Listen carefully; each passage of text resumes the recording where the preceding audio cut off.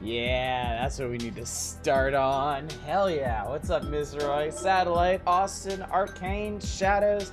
Hi, everybody. Happy Thursday again. Hope you're all still doing well. I'm doing great. It just occurred to me that in a 24-hour period from noon today until noon tomorrow, I'm gonna stream 10 hours. I streamed noon to 4 today. I'm streaming 9 to midnight now. And tomorrow morning I'll stream again 9 to noon. I regret nothing, chat. Goldeneye was such a good Bond flick. Shame all Brosnan and Arrow downhill from there. I'm gonna join Shadows. I like Tomorrow Never Dies. It's one of those things where it's like Knives Out and Glass Onion. Like with Goldeneye and Tomorrow Never Dies, I acknowledge that Goldeneye is the better movie, but I think personally I like Tomorrow Never Dies more. I like the plot. I like the villain. I like the characters. It's got some really funny moments in it. Like, it is solid. World Is Not Enough is trash. That movie is garbo. And I heard Die Another Day was even worse, so I've never seen it. I gave up on Brosnan after The World Is Not Enough. He was a great Bond. Don't get me wrong. He was a fantastic Bond. I always thought, like prior to Pierce Brosnan, I always kind of thought Connery was like the best of all possible worlds. He was, he was suave, he was funny, he had his brutal moments, he had his dramatic moments. Like, I thought he was everything. I love Roger Moore, but Roger Moore was like the cartoon Bond. He was the goofy Bond. He was very, very hard to take seriously. George Lazenby never got a fair shake, I think, but that being said, I don't particularly like that movie anyway. And then I think Timothy Dalton was the right Bond at the wrong time. And for me as a kid, enjoying the goofier, Moore-esque movies more, I never really clicked with the Dalton flicks.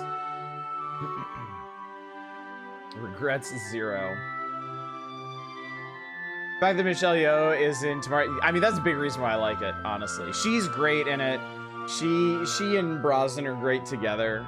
Like, it's good. Yeah, literal Rupert Murdoch being the villain. You know what? I bet Tomorrow Never Dies aged so well. So well. I bet it's more topical now than it ever was. Die Another Day is at least funny bad. I'll have to watch it sometime. Are the Bond movies on any kind of streaming? I don't think they are they? I mean, that's never stopped me before, but if they're on one of the services I actually have access to, maybe I'll put it on while I'm in bed one night. Connery is still probably your real favorite, every aspect of Bond when it comes to funny. Brosnan, yeah. Brosnan was the right kind of funny. He, like Roger Moore was kind of funny at the expense of like more dramatic moments for the most part, but Brosnan mixed humor with drama really, really well. Harder Grant Dalton, he's the Craig, yeah. Craig is good, I was just kind of burnt out by his approach.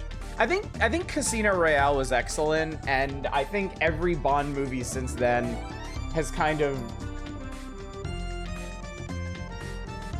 played on, like, either played on it ineffectively or played on it the wrong way.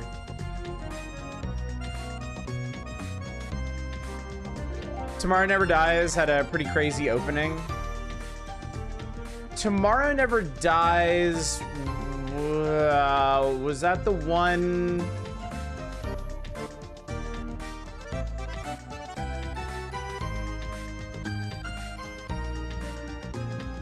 I'm blanking on that one.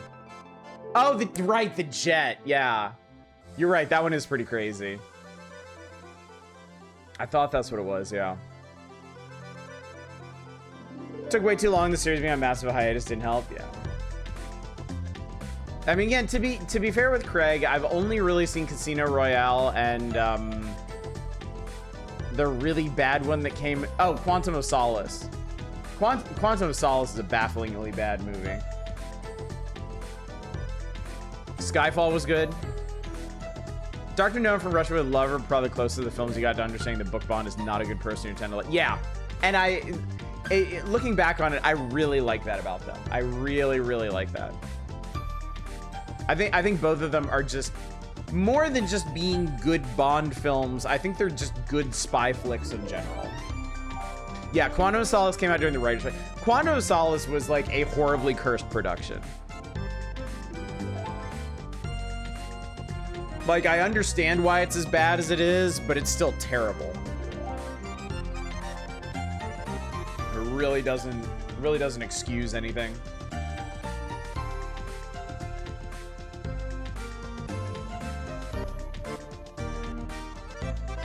One scene in Dr. No, he shoots a random Mughals. Oh yeah, where he catches the guy trying to murk him, and lets the guy grab an empty gun. It's like, you've had your six, and just blasts him. No, it's great. What's great about it is he's so nonchalant about it. Yeah. He's so nonchalant about it. It's just another day at the office for him. Connery is really good about that. Connery was really, really good about making the whole spy game feel like old hat. Yeah.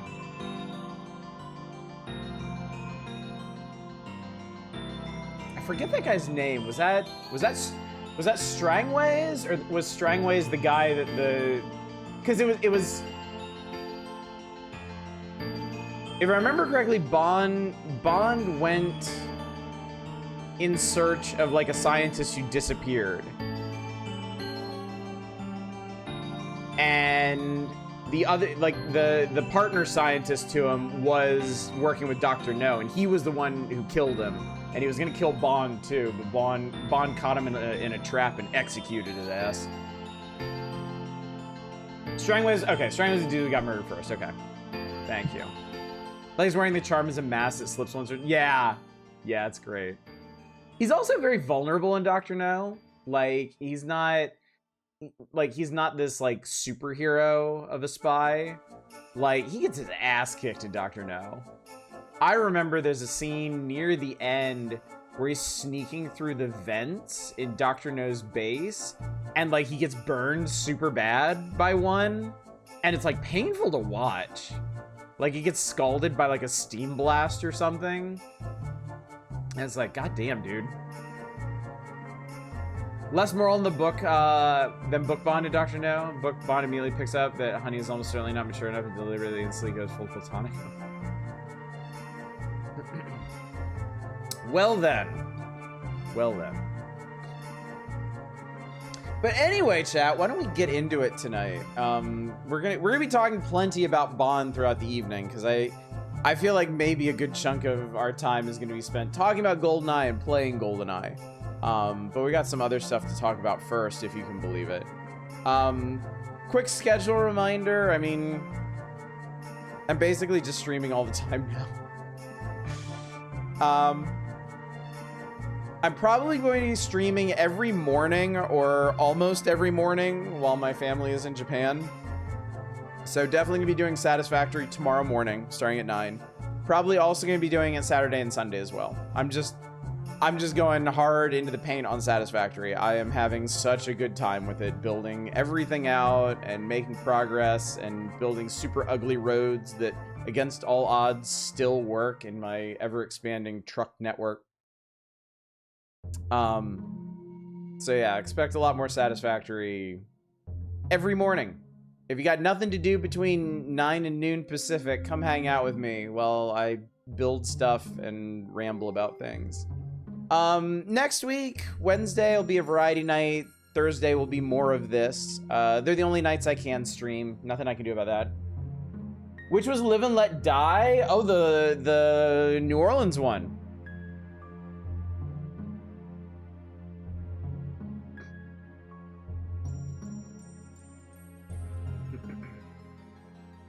W7 from Russia with Love is on the back foot for most of the story until he barely defeats Rigger. Yeah. Yeah, it's another neat part about From Russia with Love. It really feels like Bond is like under siege there. Quarrel is like an old friend of Bond in the book because he got established way back in the second book.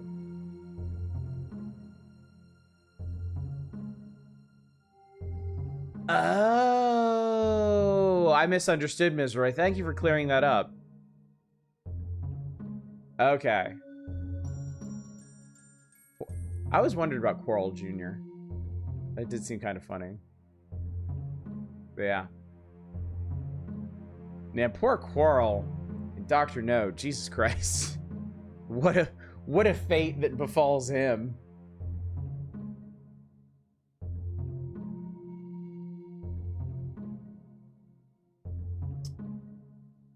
But yeah, anyway, chat. Allow me to officially welcome you back to June of 1996. Boy, wouldn't life be easier if it was still June of 1996.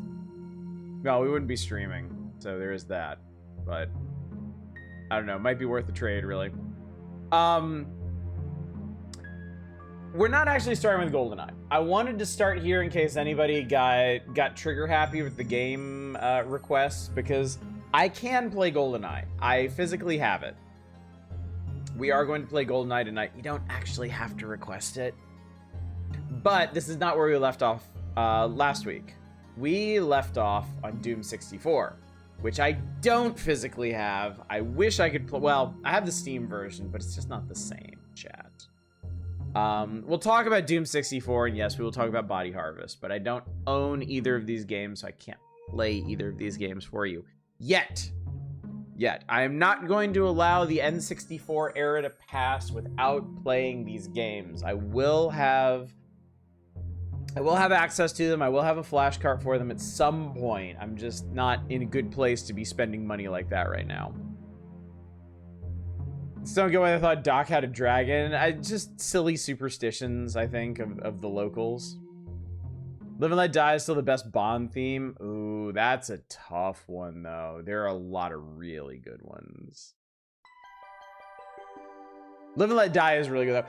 Honestly, the only reason why I remember Live and Let Die is the New Orleans one is because of the theme song. Can we talk about the dev history of Goldeneye? It's really interesting. It went through at least 3 genre changes. Damn.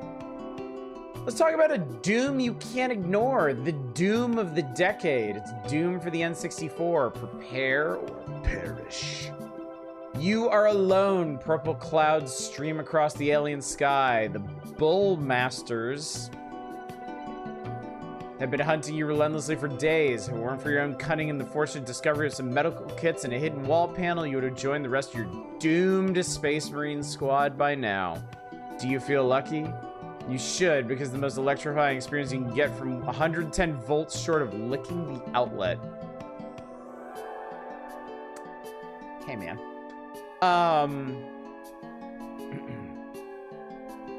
Doom 64 occupies a really interesting place in Doom history. Because obviously, the original Doom was a massive trendsetter. Doom 2 was the one...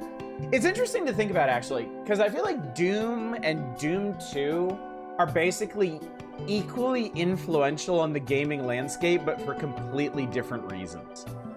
Obviously, Doom established first-person shooters as a core genre of gaming going forward. Yes, I know Wolf 3D and other games existed before that, but Doom was the one that really solidified it. It codified the action and the expectations of a first-person shooter. It's why we had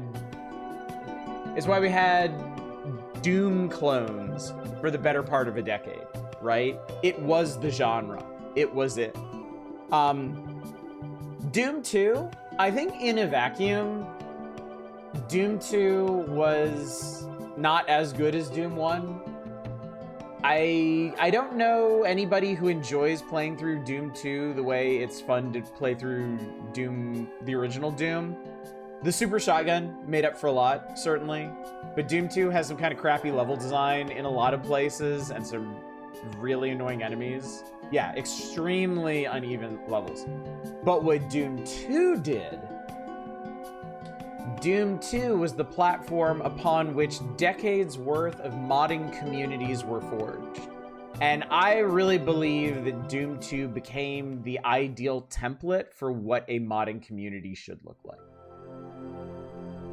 Like, Doom kicked off the genre, but Doom 2 gave the franchise itself the legs that it took to persist to the modern day.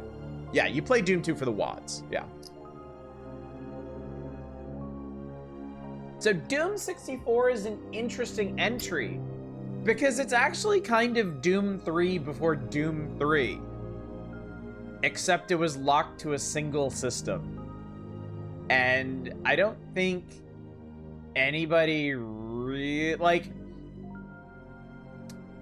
I know people look back on it fondly now, but it absolutely did not have the impact that Doom 1 or 2 had.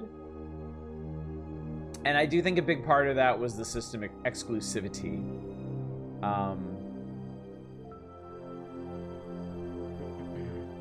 Doom 3 is the GOAT.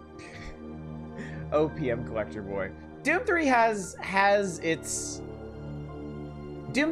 merits. I always found the console warish fanboyism between Doom 3 and Half-Life 2 to be really irritating. They don't really feel like comparable games to me. They both made very important strides forward in engine technology and immersion as far as game mechanics go, but they're wildly different experiences. Doom 3 I think Doom, now that we have the benefit of hindsight, because we live in the future, chat, and we can look back on, what, 3 decades of Doom's history, I think it's fair to say that Doom 3 misunderstood the assignment. It tried to do something new that wasn't really needed in the Doom franchise itself. And I say that because I think the newer Dooms understood the assignment. At the very least, Doom 2016 did. So at this point, with 7 Dooms on the market, original Doom, Doom 2, Doom 64, Doom 3, Doom 2016, Doom Eternal, and Doom the Dark Ages, right? Doom 3 is really an outlier in terms of its action and pacing. And that is what you come to Doom for. I am sorry. If you think it's anything else, you're wrong. You're just wrong. Like, Doom blew up because of how fast-paced and visceral the action was. That's why Doom 1 is so good. That's why Doom 2's levels held it back so much, because a lot of its levels betrayed that sensibility. Doom 64, I mean, we'll talk about Doom 64 more when we actually play it. It kind of experimented with that. Doom 3 was like as far off, like as far away from that original ideal as you can get. And I think, in my opinion, because I've only played 2016, I feel like 2016 understood. 2016 understood how to bring that action into the modern era. Not a fan of the modern Doom. Whole arena structure makes it feel too structured and metered. I get that.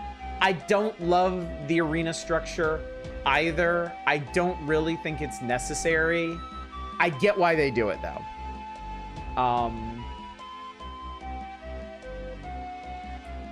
That feels like a topic better spoken of if and when we actually play OG Doom through. Final Doom, just Doom 2. Final Doom is Doom 2 plus TNT Evolution and the Plutonia pack levels, if I remember correctly. It's Doom 2 plus 2 extra episodes that weren't made by id Software themselves. It's not exactly the equivalent of the Ultimate Doom, which was Doom 1 plus a 4th episode that was made by id Software. No, think of Ultimate Doom. Ultimate Doom is Doom 1. Final Doom is Doom 2. Yeah. I mean, come on, man. English, right? What's up, man? Yeah, you mentioned Legacy of Rust. That's interesting. Eternal and Dark Ages felt too gimmicky. Especially Dark Ages feels really trend chasey. Well, I know you hate parries, so you're a bit of a poisoned well when it comes to those assessments. Dark Ages has fun mechanics. It's bogged down in cinematics and set pieces that tend to be awesome but fail. Are we shitting on modern Doom? I think chat is leaning in that direction. I love Doom 2016. I think it's fantastic. Doom 2016 was like 90% of what I wanted modern Doom to be. Doom 3, what we now know as Doom 6. Had Ultimate because Doom 1 never originally made it back to Apple back then. Yeah, by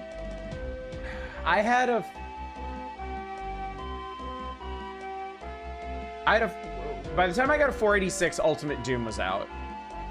So I kind of skipped over OG Doom and went straight to Ultimate. I'm not, because I haven't played Doom since Doom 2. Man, I wish I still had my evening schedule, because I would just play through all the Doom games. I would just do it. Fuck it. I would just do it. I would play them all, chat. That seems like it would be a real fun time. Doom 2016 is fantastic. It's everything afterwards sucks my whole ass. I played Wolf 3D and Doom 2 and then eventually Ultimate. That's interesting. Might like Eternal a bit more going back to now that I know what it is. Doom 2016 was fantastic. The only thing I could have asked for was an opt-out on the glory kill animations. They do kind of break up the pacing a bit. Yeah, my biggest complaint about Doom 2016 was the necessity of the secrets and how they broke up the pacing of the game, searching for them, which I don't think there's a real good answer to that. I could honestly make the same complaint, excuse me, of Serious Sam or even the original Dooms. The only difference being finding secrets in those games isn't actually as important as finding them in 2016, because you get literal upgrades for finding secrets in 2016. Set aside Satisfactory for your month of family-free streaming and hit the dues tiers. How long would that take? I'm sorry. I just want to see something here. Because I'm like 75 hours into Satisfactory. It's not like that game's going anywhere, right? How long would it take me to play all the Doom games? How long would this take? All right, OG Doom, they say it's like 5 hours. Doom 2, they say it's like 7 hours. So that's... Between Doom and Doom 2, that would be like 3 or 4 streams, depending on how long I go. Doom 64 is another like 7 to 8 hour game. Doom 3 is like 10 hours. Actually, that ranges wildly between like main story and completionist. I'm not gonna worry about that. Doom 2016, I can check how long Doom 2016 is, and then Eternal and Dark Ages are listed as like 14 to 20, depending on how completionista you go.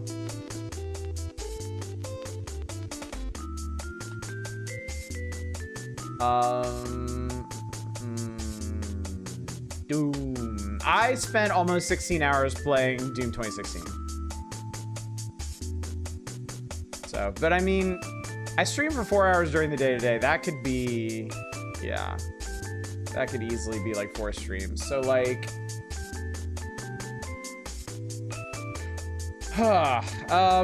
let's say 2, 4, 7,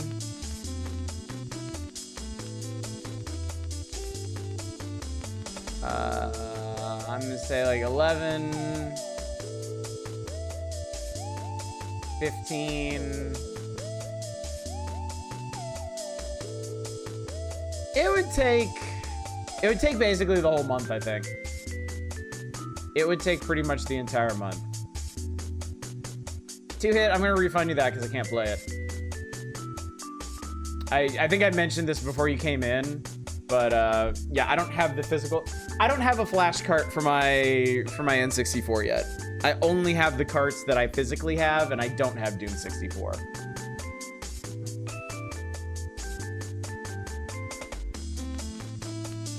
All right, scrolling back. Also, hi Naren and everybody else who came in since I started rambling. I feel Doom 2016 was promised of modern Doom with an interesting premise of Hell being afraid of Doom Guy after he haunted them endlessly. Doom Eternal vanished up his own asshole.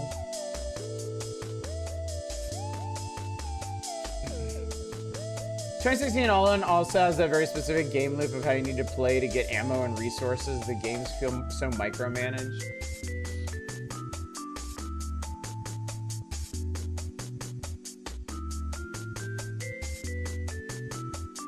I think there's an argument to be made that with static ammo pickups, the old games were micromanaged in their own way, but since they are the origin of the genre and we came up playing those, we don't see it that way.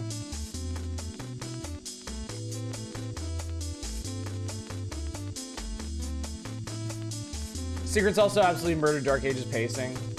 Felt like a third of your time was just pacing back and forth. I remember with Doom 64, as you know, assemble a secret weapon at the end of the final stage is basically impossible. Yeah, I've always heard that.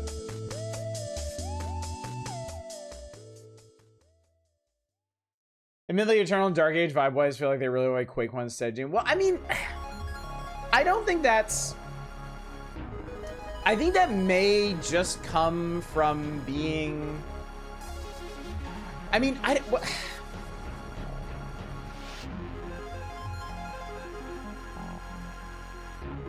don't know. That's kind of tough because Doom 2016 is very much Doom, right? It's the Mars base and the descents into hell and stuff like that. But you can't do that for every game. You can't just keep going back to Phobos and Deimos every single sequel, right? So, like, Eternal seems like it dips more into like hell and heaven stuff, and then Dark Age obviously is like medieval. And the thing is, if you look back at the old games, those were always more the realm, especially the medieval stuff was definitely more the realm of Quake than it was of Doom. So I think it's more just unfortunate overlap there.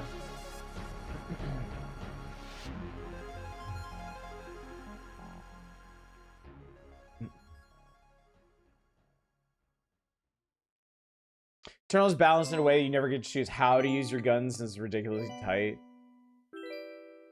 Older games also enforce that in some ways, a bit looser than Eternals. The thing is, like, original Doom and Doom 2, there's not a whole lot of weapon switching in those.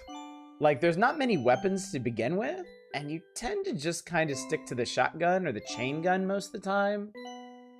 You sort of end up, well, rocket launcher and BFG are super situational. Plasma gun is great if you have the cells and you're not saving them for the BFG. So, I give 2016 a lot of concessions because of that. Because 2016 actually gives you a bunch of weapons and gives you a reason to swap between them. Gaming Loader High, watch Street Story is a scam. I watched Wednesday morning stream, Twitch glitch 10 minutes from the end. When I reloaded, it started from the top. Oh, that's... watch streets are a scam, Loader High. I'm so sorry about that. Surprised to learn that Doom will force you to pixel start at level if you fuck up. Yup.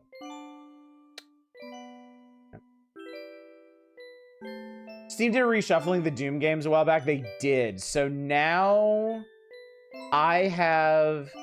Doom and Doom 2 are combined into this, like, modern source port. I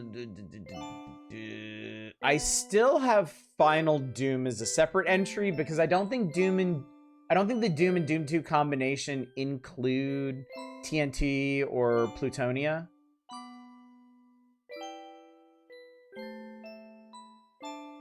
I have 3 different versions of Doom 3. I have the original, I have Resurrection of Evil, and I have BFG. Yeah, it's all kinds of confusing. But yeah. Oh, Night Dive did the combined port. Yeah. Yeah, when we do a playthrough of the Doom series, I'll probably just do the Doom 2 combo here. Because that's achievements too, which is cool. Days before expansion packs for console games, yeah. Send Doom Guy to Pluto, let the lack of sun be a callback to Doom 3. It should have said Doom around Jupiter instead of Mars. We'd never run out of moons.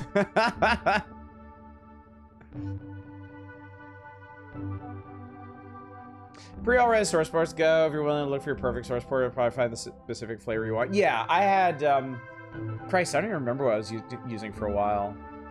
Do I have it? Do I have it on this PC?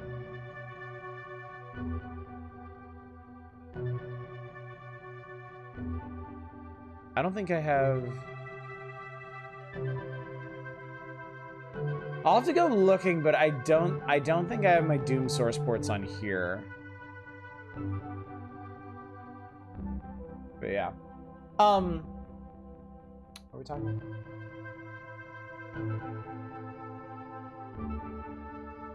Alright, where was I? Doom 64. We got like one graph into this.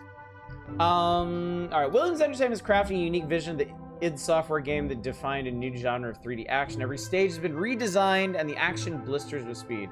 Every stage has been redesigned is kind of... See, I feel like Nintendo Power did a really bad job of explaining what Doom 64 is. I always thought it was essentially a remake of Doom 1, and it isn't.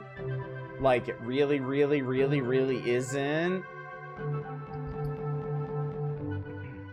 But Nintendo Power always made it sound like it was, so I was never super interested in it. Yeah. What's up, F-Zero Racer? This is the game where John Romero does not make us his bitch. It's true. Not this time. Game also combines spectacular graphics, a haunting sound, and more varied gameplay, varied play than any previous version of Doom. More puzzling, maybe? Remains the same premise of one space marine facing a nightmare maze, alien fiends, trapped puzzles, tempting new technology, and perhaps if you're exceptionally lucky, clever, or quick, survival at the end of the day. Doom 64 is not a reimagining. It's a new game. The levels are completely different. Some of the enemies look different. They behave more or less the same. There is one new weapon, I think. It's mainly that it's new levels. It's just entirely new levels. So it is in that a brand new game.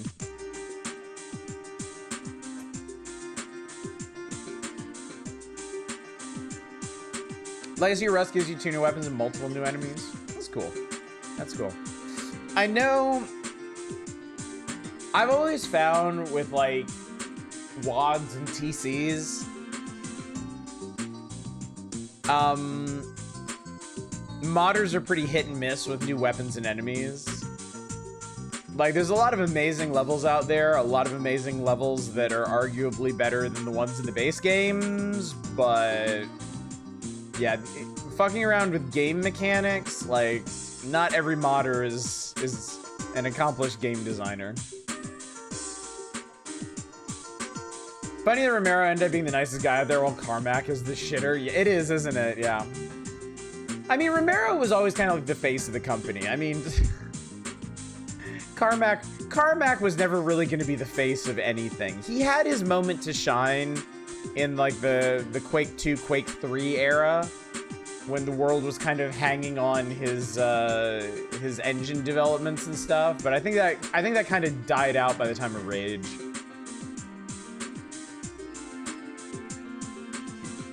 Plasma guns still exist in it, but not for you. One of the new enemies is the Space Marine. They all have plasma guns.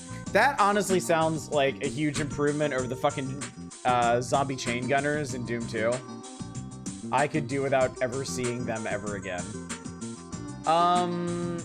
Move to the labyrinths, hunting, being hunted. The speed and smoothness of the animation leaves you breathless. Players will find more puzzle elements than in any previous Doom game. This is true. Making the experience more than just a white-knuckle challenge of reflex and stamina. The dozen or so different breeds of aliens have bigger brains, which say they will have more refined AI to help them track you down and squash your friend. I don't know about this. I don't remember enemies being smarter when I played this. Of the control stick, you'll have far greater control over movements than earlier PC and console versions of Doom. You'll be able to tiptoe up to corners or sprint through ambushes. I guess that is a good point, actually. Because you have an analog stick, as opposed to just mashing WASD or, God help you, using the mouse to move around or something. You need Doom mods. I should revisit Sonic Robo Blast 2 and the mods for that, because it's really impressive to you. As for hidden stuff, Doom 64 programmer Aaron Sealer promises lots of stuff in every level.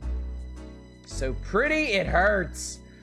Not enough can be said about the look of Doom 64, particularly in comparison to earlier Dooms for other video game and computer systems.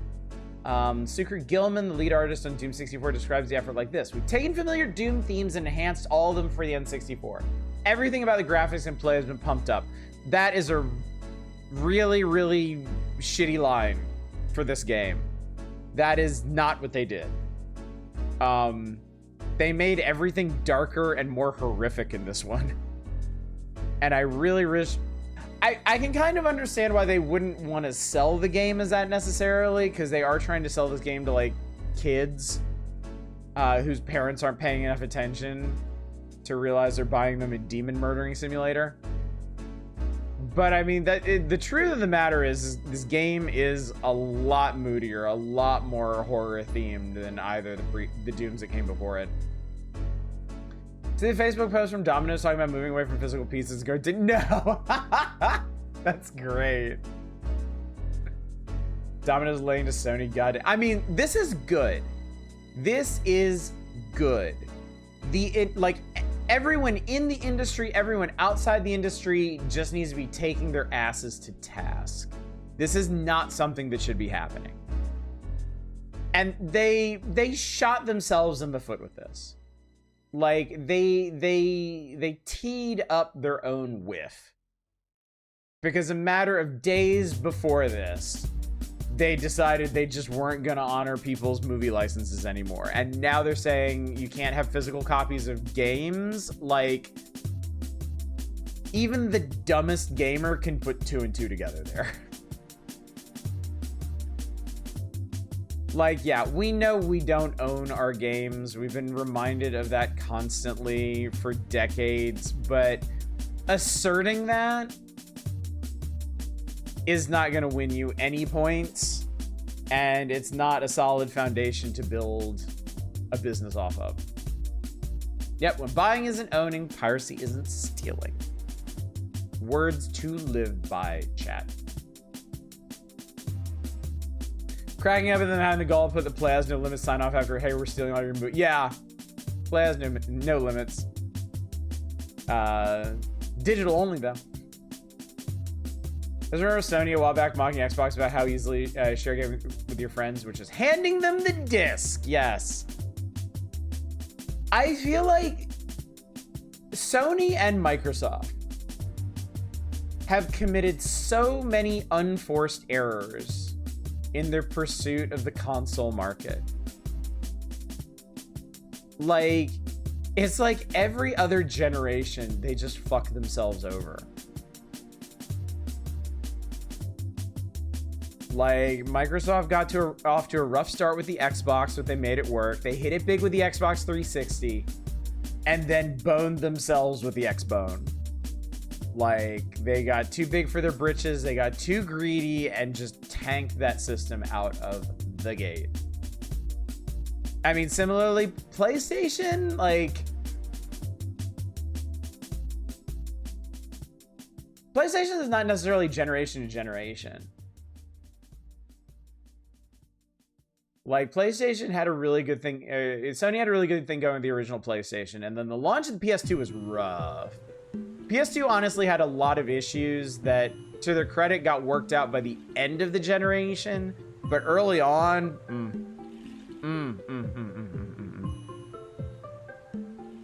And then PS3 was a pretty big misstep, and I guess PS4 was okay, and now PS5, they've just tripped over their own dick once more. Retrospect, Xbox has the chance to do the funniest thing. Yeah. Something about hearing the pop of a disc case opening and feeling the clamshell in your fingers is true.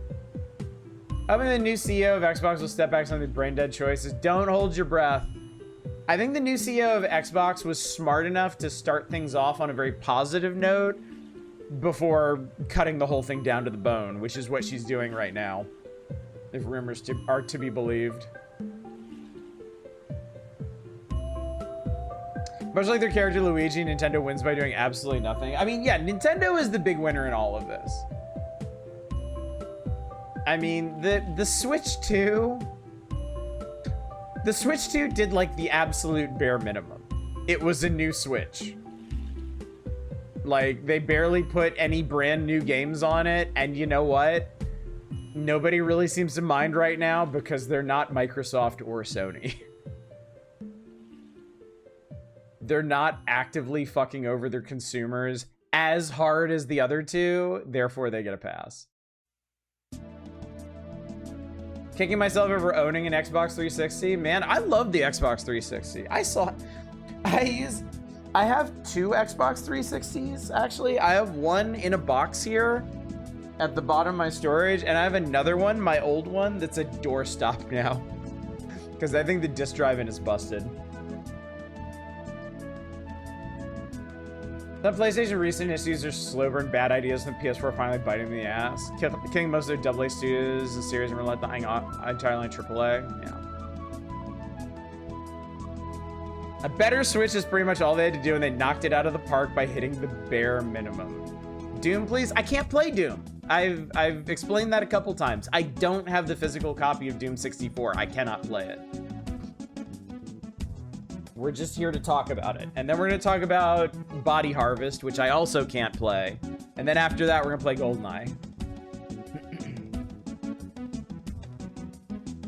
Which is the one game I do have access to. But don't worry.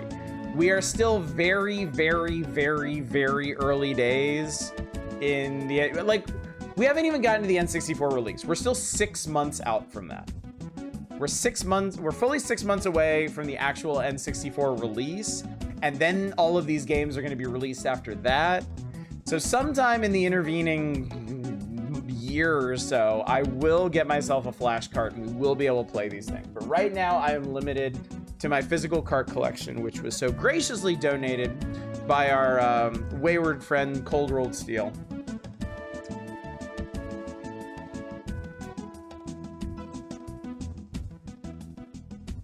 What about Turok? I don't have Turok either. I wish I did. I love Turok. Playing the N64 is the fastest and most furious of any Doom. Wrong. That's wrong. All taking place in an incredibly realistic and diverse set of stages. I mean, just look at this realism, chat. Look at the realism on display. God, I kind of miss the era of game magazines looking at Unreal and Half-Life 1 and being like,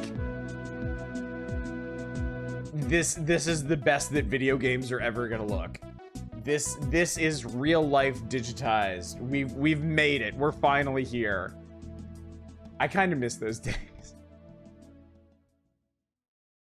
Because I feel like there's nothing, another annoying aside chat, I feel like there's nothing really to look forward to in terms of like graphical or system development anymore.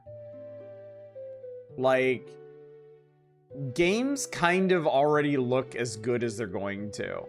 And I know that's kind of an insane thing to say, but it's just like, there's no reason for them to look any better. They don't need to look any better. Especially since a lot of these dipshit companies think the way to make them look better than this is AI. Which, hey, it isn't. I don't need every character in every game to look like some kind of like waxen sex doll. Thanks. Only some of them.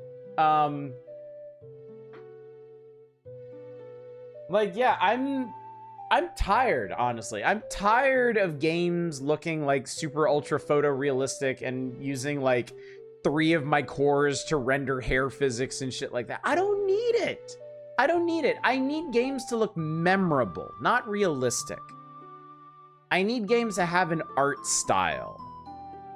I would seriously rather see something like Dishonored with its gangly, borderline horrific, cartoonish player models than like the newest photorealistic Call of Duty or whatever.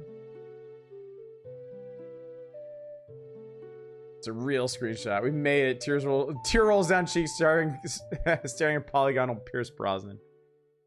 Last time I felt genuinely amazed by a video game graphic was Uncharted 2. Guilty Gear XR is stunning to see 2D animation replicated. Oh yeah, the Guilty Gear games are incredible. Absolutely incredible. Yeah, photorealistic Ocarina of Time. We're looking. No, I don't need it. I don't need it. You know what pisses me off, chat? I loved the way Link's Awakening remake looked. I loved it. Absolutely loved it.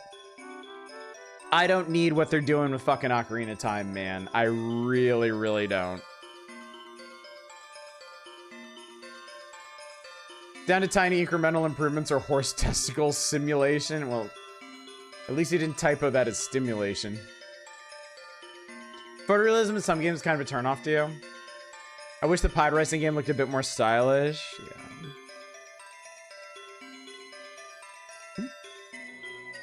They only do pod racing Burnout, but are terrified of Burnout style. I know, right? I know. All right, the team texture map artists have created a look based on traditional Doom themes of space and Inferno. They also created some new looks, such as an area flavored by ancient Egyptian motifs. The sound is also amazing. Create a haunting soundtrack for Doom 64 that'll keep you sweating. If it makes your hair stand on end, it's working. Any Doom fan worth his or her chainsaw better get used to their feeling or shave their heads. Okay, great. Didn't believe that first time I saw his LinkedIn video where I saw that horse anus. I looked at that a moment after I sent it. I was like, wait, that could have been bad. Kirby 64 music, yeah. I think y'all have been accurate on these. I can't actually... Oh, this is from Kirby 64, yeah. This is a different video than I'd linked last time, and it actually shows what the games are. Mod for ROM version of Ocarina of Time that smooths out graphics, I think looks lovely. Anything more realistic than that is just ridiculous. Yeah. I think for an Ocarina of Time remake, they either just needed to like smooth out to the graphics to like, I don't know, like GameCube level or something, or reimagine it in a more cartoony style. But yeah, I don't want realistic looking Link. I really don't. I mean, shit, give it the pseudo cell shaded look of Breath of the Wild. I'd still prefer that. A lot of should-haves for one model. Yeah, Ocarina of Time already did that on GameCube. I mean, it was right there. I think I haven't watched it, but I've watched so many of his videos. I already know what he's gonna say. Super Eyepatch Wolf put out a video on his other channel, regular Eyepatch Wolf, about the whole this game deserves a remake thing, and I guarantee you it's about no it fucking doesn't. Just go back and play the original. If it's really worth playing, then like old school graphics or even controls are not going to be that big of a deal. And with a remake, you really risk ruining the themes and aesthetic that made it so legendary in the first place. And I fear that's going to happen with Ocarina of Time.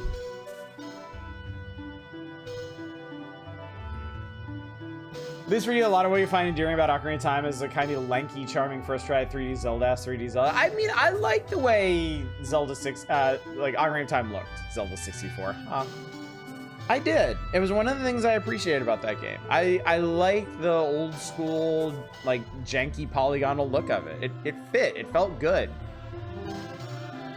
Think about this game, and this game is so stylish. By no means is a good game. Ours what makes it compelling. I released Jekyll and Hyde.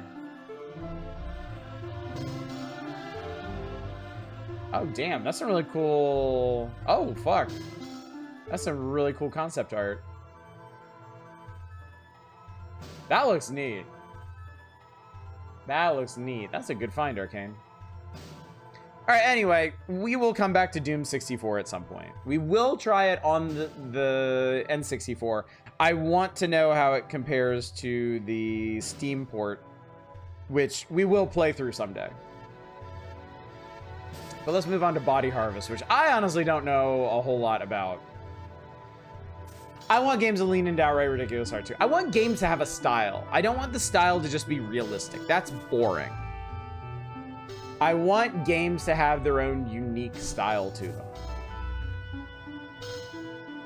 When that compares to SNES Doom, well, it's gonna run for one thing. Surely.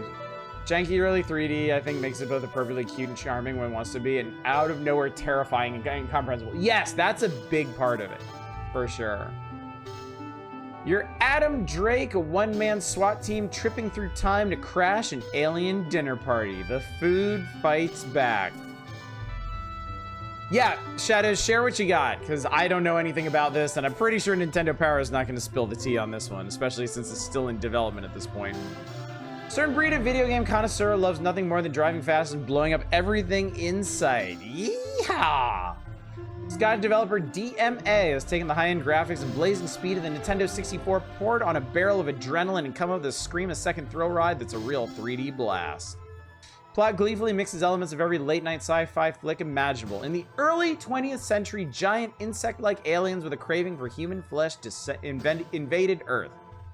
Ever since they've been harvesting humans, hence the game's title. These intergalactic gourmets don't believe in fast food. Rather than eating captured prey on the spot, the arthropod aliens whisk them back to their dining room in the sky. Mankind is nearly extinct when a renegade band of freedom fighters led by a cool and collected gunslinger named Adam Drake figures out a way to travel through time. Sporting little more than a way cool jacket and a high-tech computer, Adam is sent back to various places and times around the world to battle the human harvesters. That's interesting. Body Harvest started development as a JRPG. Nintendo commissioned DMA for compared to the PS1 getting a lot of JRPGs, and DMA didn't really get how to do it.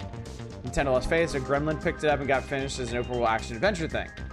Still kind of feel the JRPG influence when you go into buildings. It goes all isometric for talking to NPC. Interesting. DMA has shrewdly kept the focus squarely on action. Terrific visual effects. Shimmering water trails behind you.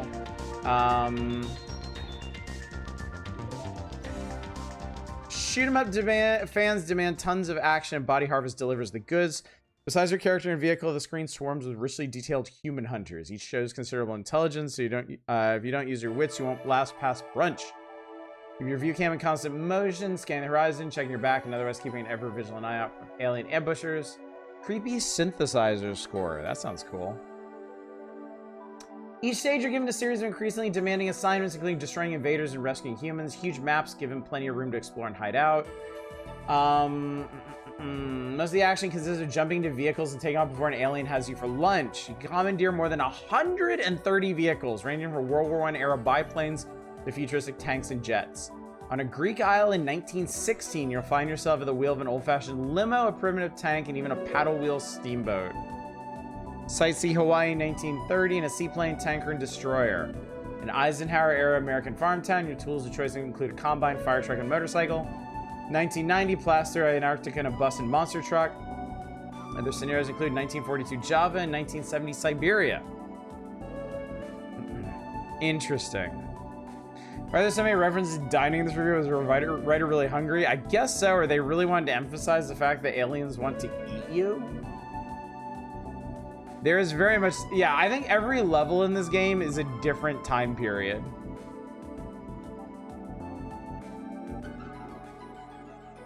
Also, translation errors between Nintendo Japan and DMA, with Nintendo wanting something and getting telephone gamed until DMA were told to make the graphics more materialistic. Mission in GTA SA where you're driving over zombies with a combine harvester. There's a remake of a mission for this one. It's called Body Harvest. Oh, cool. That's neat. This game did, okay, so this game did come out, right? Have to give it a try when I can get a hold of it.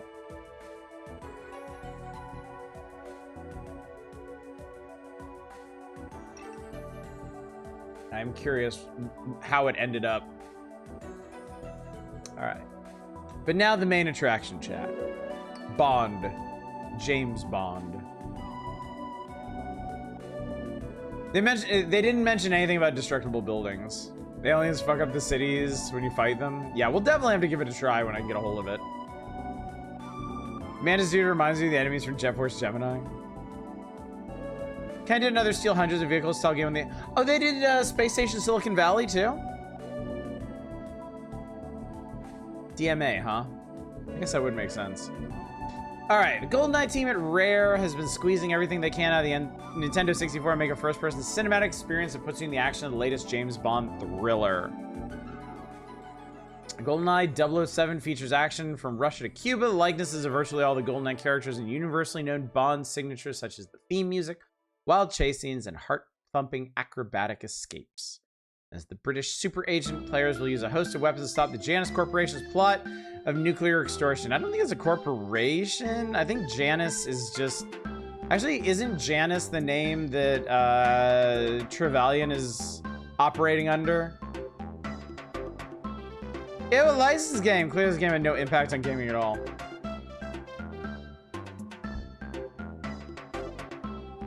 Pokemon Snap Song!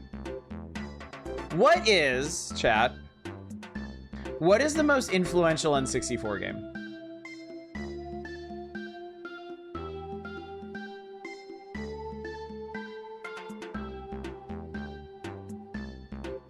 Body Harvest and the awful dev experience might be part of why they just didn't put games on Nintendo consoles for years. Could be, yeah, could be.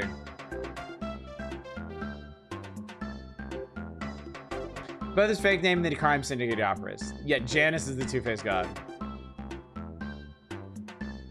I am using the N64 OST playlist for my streams now. I sure am. We have moved on. Because I'm pretty sure it's going to be wall-to-wall N64 games from this point on, even though we're still 6 months out from the console's release. And we've listened to a lot of SNES tunes over the last couple of years. Really need me to answer this? Well, a couple people say Smash, a couple people say Ocarina of Time.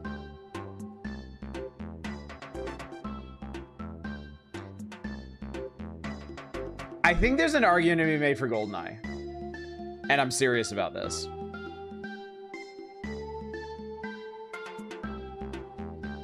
Mario 64. I'm not saying any of these are wrong. I'm definitely not saying any of these are wrong. Mario 64 is hugely, we've already talked about this. Mario 64 is hugely influential on 3D platformers. Ocarina of Time, yeah, I think after playing Ocarina of Time, I see a lot more influence than I did before, because I see its DNA in stuff like Dark Souls. And obviously that's a huge outsized impact on the game industry. Smash, I think, is influential because it started a series that got absolutely huge. You know, it's kind of like saying Pokemon is the most influential game on the Game Boy because it launched the Pokemon franchise, which, I mean, that's probably the correct answer, honestly. GoldenEye did lay the blueprint for the cinematic sphere. I think GoldenEye was the precursor to Halo. I think that's where GoldenEye's influence lies.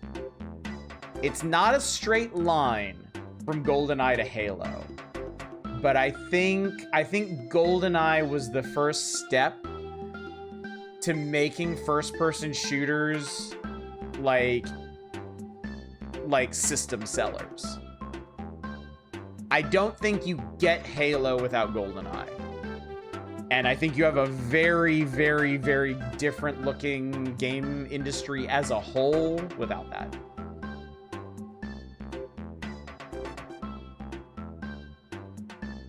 Meanwhile, you're arguing it's pre-created. Well, yeah, I mean, to me, it's GoldenEye to Halo to Call of Duty. I think it's a windy road between them, but I think that's the progression.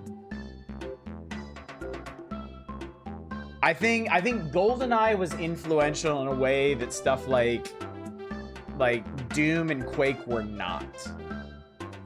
Like console shooters were a thing independent of first-person shooters on the PC, and they're a very, very important thing.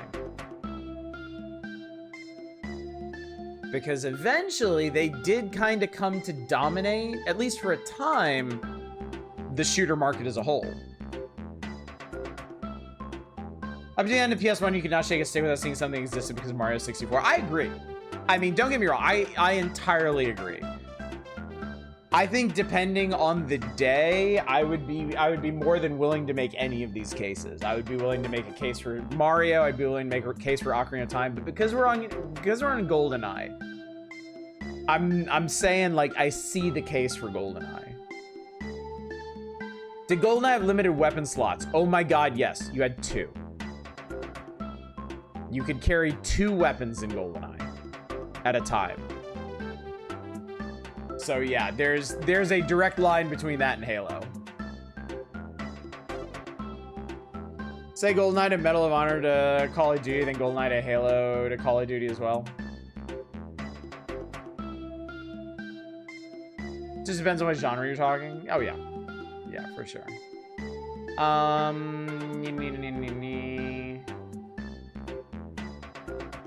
Anyway, so in the movie itself, the plot is simply a means to cool action scenes. Well, that's kind of selling it short.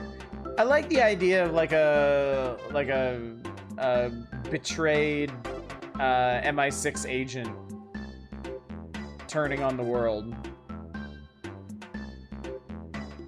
In DFL first-person perspective, players look at a world taken directly from the movie. In most areas, Bond is thinking on his feet, avoiding or shooting enemies, penetrating installations, blowing up everything that looks expensive. But Bond is also the most versatile man on Earth. Put him in a Russian tank and he will charge through bustling city traffic, no more concerned than a hungry weasel in a chicken coop. Other vehicles such as the helicopter will come into play as well, but the flashy new BMW didn't appear to make the cut, yeah.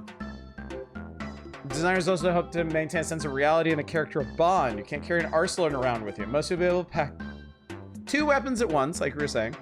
And Bond doesn't magically heal himself using medical kits found scattered randomly about. When he's hit, it reduces the effectiveness of his body armor. Goldeneye has a pretty brutal health system. There is no healing during levels. The only thing you can do is restore body armor. And body armor will take damage before your health. On the highest difficulty, double agent, you unarmored, you die in like 2 hits. I would agree with you. Goldeneye is critical for Halo, otherwise extremely Marathon. Yeah, Marathon's influence is extremely specific in that sense. I never really played Marathon. I wasn't really a big fan of it, but I know it was kind of key in Bungie's evolution to get to Halo. FPSs are still more of a mainstream genre than 3D platformers. I think 3D platformers lead to a lot of standardized elements of how we control third-person action games. I agree. Do you prefer Mario 64 or Banjo-Kazooie? I've never played Banjo. Or Conker's Bad Fur Day, so I can't comment on this. I said 7 for this one. Goldeneye explores many of the key areas in the movie, including the High Dam, the nerve gas plant, the Russian base at Severnaya, the Soviet Statue Park, the military archives, the chase at St. Petersburg, the depot and missile train, and the antenna complex in Cuba. Honestly, I was always really impressed with how far this game went, recreating locales from the movie. Like, they basically took everywhere that action happens in the movie and made a level out of it, and then they made some extra in-between levels, which I thought was really cool. Explore the destroyer, infiltrate, oh, I missed that. Infiltrate a missile silo, dodge troops in the Cuban jungle, and descend in the drainage caverns beneath the huge flooded antenna. Developers used actual blueprints of the set designs from the film and made numerous trips to the studios near London during production of the movie. Biggest advance in gameplay is to be able to shoot up, down, all around at any angle. Movement through the game world has also been improved over most 3D first-person games.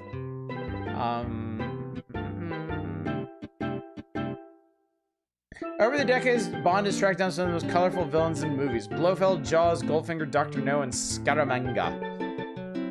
In Goldeneye, you'll face the treacherous Trevelyan, the cruel General Ormov, and the twisted Onatop. Digitized texture maps of the actors' faces have been painted on the polygon figures to give an added sense of reality. The developers went beyond using the latest villains. They also plan to include hidden areas featuring characters out of Bond's past. Not so much hidden areas, but more characters you can use in multiplayer.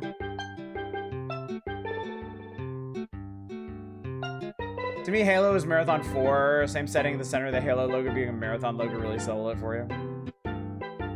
Like about this game's levels, they're basically made virtual versions of some of the sets and put a level object. Yeah, no, it's great. It really makes them feel like real places in ways that most first-person shooters at the time didn't. I mean, that was kind of the thing that set Half-Life and Unreal, and yes, even Quake 2, apart from the games that came before them, they actually felt like real places. Playing Oddjob, you're a goddamn cheater.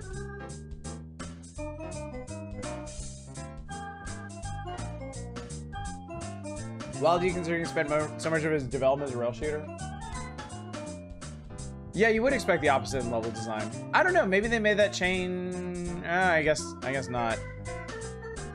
Yeah, I don't know. Maybe they just wanted to recreate the areas real faithfully to drag you through, and then they're like, well, we did this so well, let's just let people run around in it. So, let's play this thing. Let's do the thing, chat.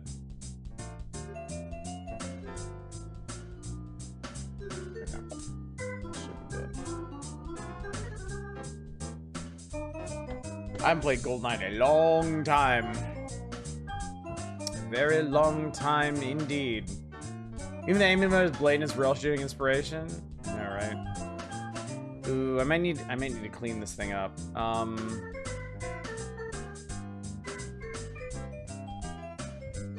Let's see here.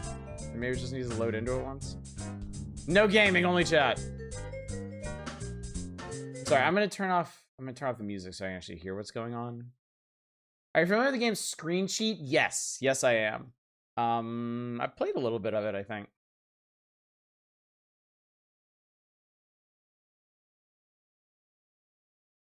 It's actually going to be kind of funny if the cartridge is borked and I can't play this.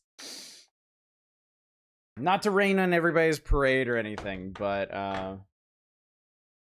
yeah, sorry, you're gonna have to give me. Oh, this feels this feels a little not great. This cart might be too beat up, honestly. I'm gonna clean it up a bit, but it sits really loose in the slot, whereas the other ones haven't. And I can feel when I use this cleaner, it feels a little bit misaligned. Oh yeah, that does not quite fit right. Split screen death matches are only implemented in the last few weeks of death. That's crazy, man. That is absolutely insane. Just blow on it. Oh, this might not work. Oh, this might not work, chat. This might not work, chat.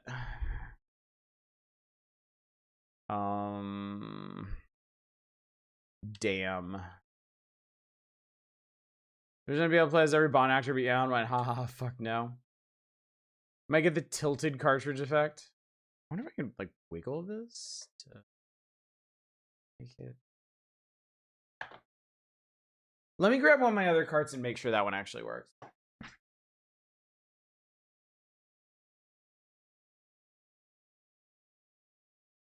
I want to make sure I didn't like bump table or something. Just bork the entire thing. Yeah, it barely fits in there.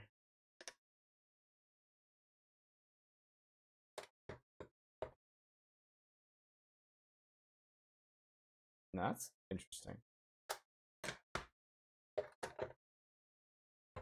Oh, sorry, my fault. Yeah,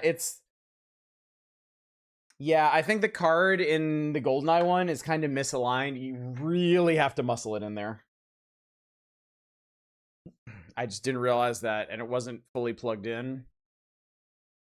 Oh, it still doesn't know what it is, though. Shit. Come on, man. You can do this. I believe in you. The Night of the Bump Table lives on our hearts. Do you have the NSO's expansion pack? No, I don't, unfortunately. Unfortunately, I don't. Yeah, multiplayer. Honestly, multiplayer is what made GoldenEye legendary. All right, hang on. Make sure everything is working the way it should. Stay tuned, Ukrainian. That'll give it the willpower to pull through.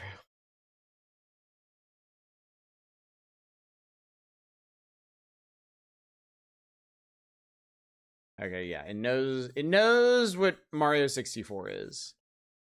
Imagine the world Goldeneye launches a deathmatchless rail shooter. God, yeah. I mean, the question then, of course, is would it have just like passed unnoticed? Or would it have made rail shooters huge? I mean, I think we know the answer. It's just fun to speculate. Not fully related, but Destiny 2 has its claws in you. I am so sorry to hear that.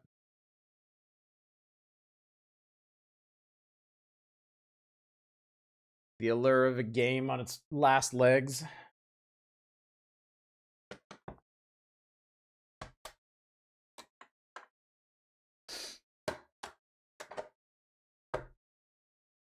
Okay, come on, man. You can do this. Record for that all bonds deathmatch before Eon forced them to remove it more one by one. Miyamoto also got weirded out by Bond killing people and begged for it to end with Bond shaking every person who kills hands at the end of the hospital. It can't. Oh, man. I don't... Oh, yeah. This is... It cannot figure out what this is. Oh, I got it. Oh, shit. I got it. Hang on.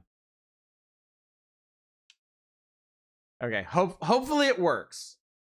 This one is super touchy, chat. But I got it work. Supposedly, I got this working.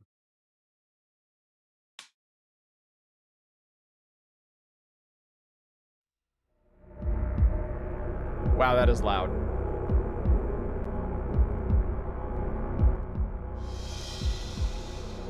Turn that down a bit. Turn it down a bit for me.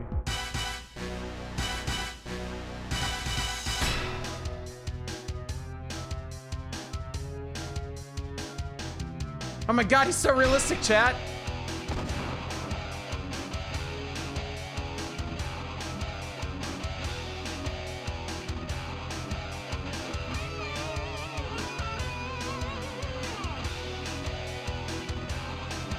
This is FMV? I mean, clearly, right? Look, it's like Sean Bean is really here.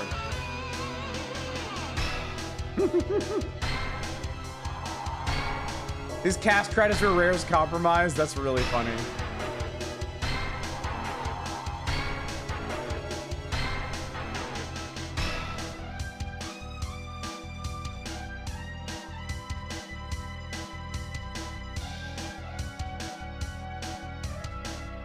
I forgot Baron Samedi is in this.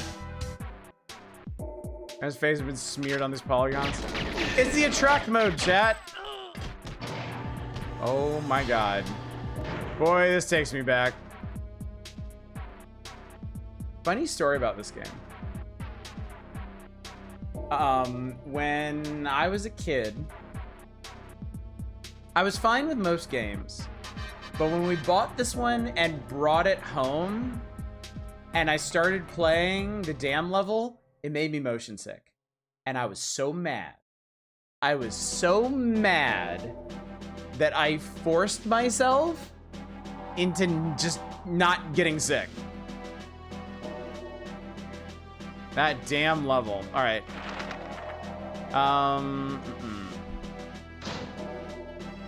There we go.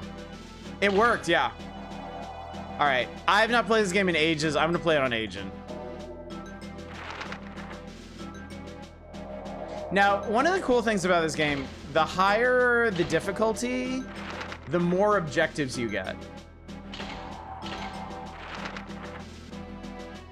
So, honestly, the better you get at this game, the more fun it becomes.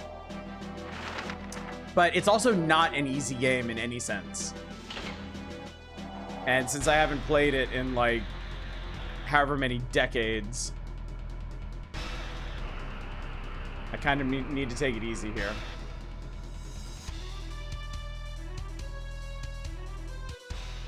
Inspired by Mario 64 having multiple objectives per level. Man, this flyby blew me away when I was a kid. Okay, how the fuck do I play this game? Okay, that's the aiming.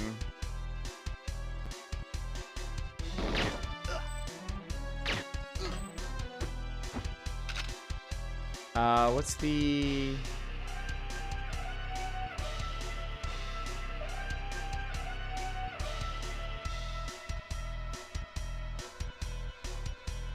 It's the controls are kind of weird in this thing. Like, the analog stick is move forward and backwards and turn. And then on the C buttons, you get your strafes, but also look down and look up. It's not perfect. I think Turok understood this. If all of the movement is on the C buttons and look is on the analog stick, it works a lot better.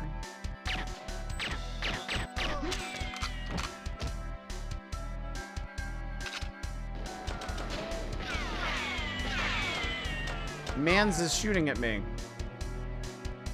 But it's also a very smart game where it like knows to tilt your view up when you're going up somewhere. How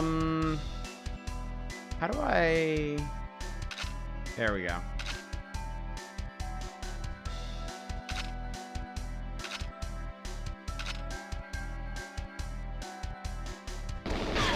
Ow, fuckers. Oh god, he's right there. Go! Man, the death animations for these guys are kind of crazy for the time.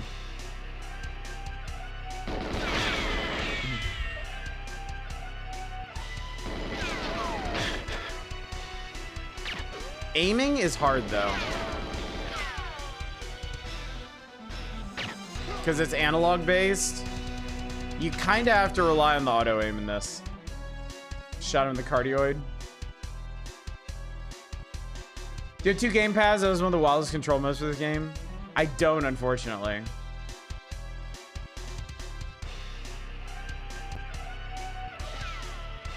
Man, somebody way down there is already shooting at me. Yeah, the enemy was struggling too.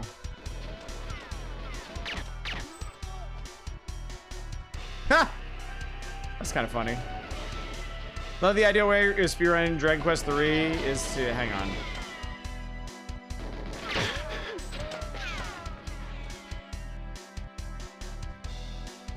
Yeah, doing this with the analog stick is really hard. I basically never sniped anybody in this game.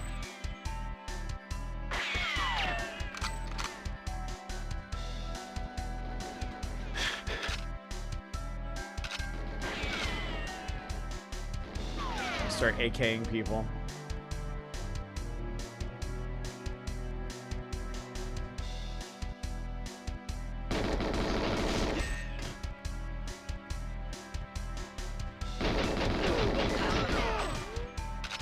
Pretty brutal game for the era too. Demand the cooking time be counted as part of the run.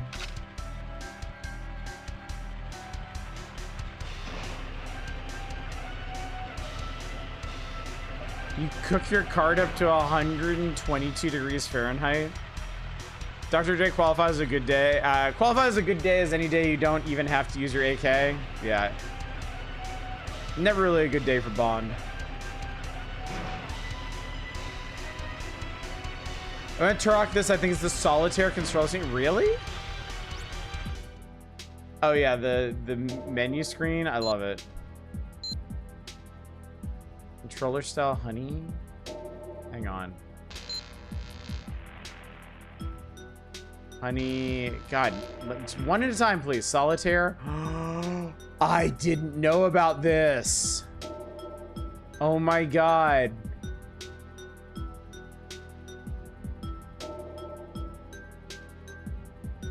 Oh, that's interesting. You can actually put shoot on the top button with Kissy.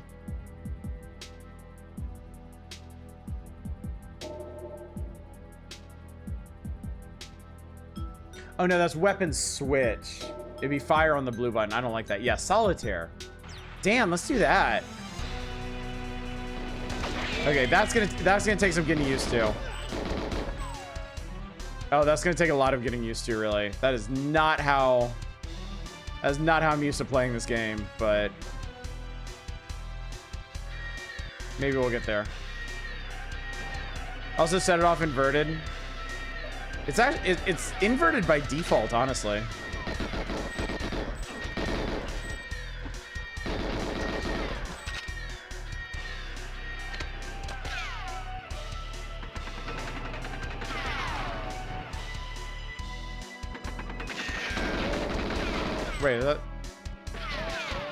Wait, who's shooting? Oh, that guy.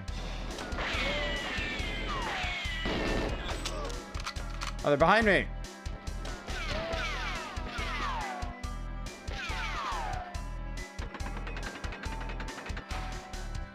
Oh, this is really hard to get used to, especially since it's inverted.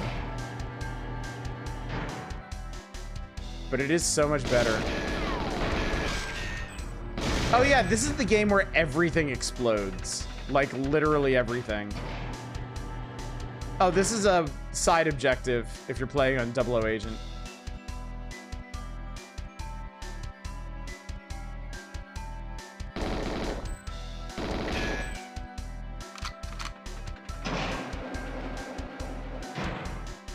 This blew my mind too. This looks so amazing.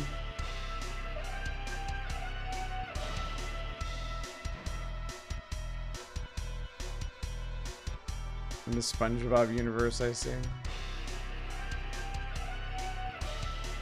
Man, analog aiming is real pain.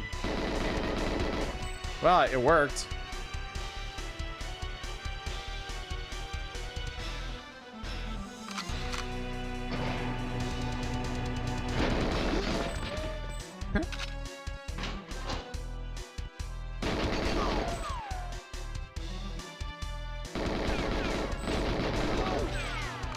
Shit.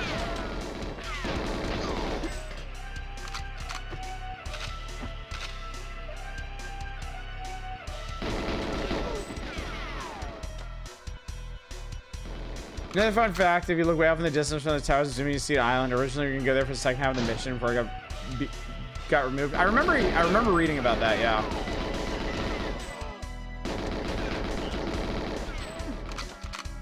And thank God for the auto aim in this.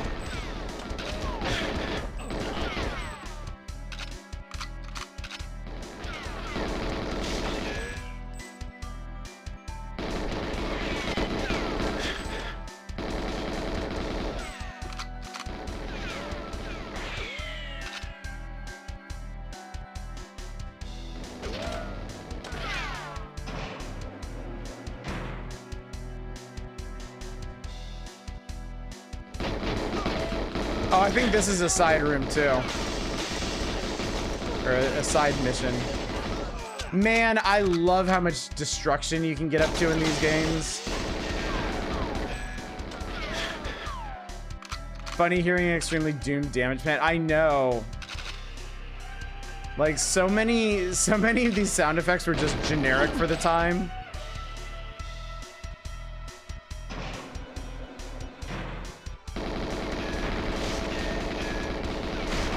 Also, I think the exploding crates hurt you if you're too close to them. Yeah, they do. So you gotta watch out for that.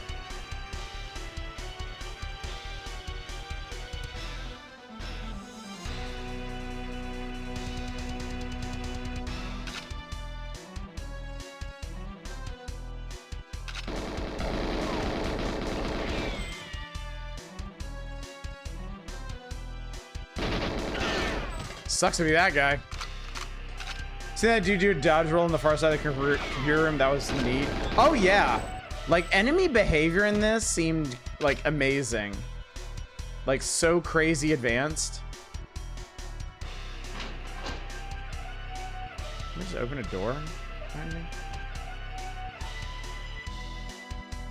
Isn't the first mainstream FPS with directional damage? Yes.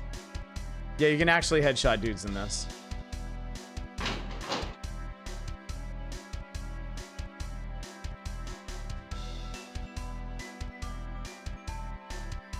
I totally forgot how expansive. This feels like a Deus Ex level, honestly. Obviously not as interactive, but it really feels like something you'd see in Deus Ex.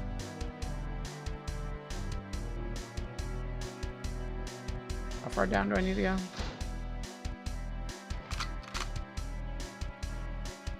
Oh, this might be too far.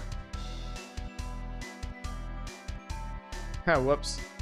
There's no secrets or anything down here, is there? No. Very similar sort of design philosophy to create a realistic space and then put the objectives in it. Yeah. If I remember correctly, there's like a bungee jump spot over here. What's up, Vessi? Original Fear is amazing. I love the Original Fear. One of my all-time favorite FPSs. Hands down. Ah, here we go.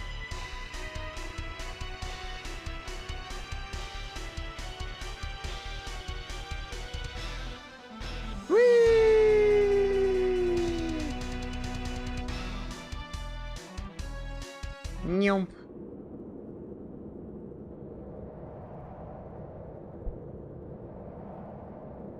That was such a cool scene.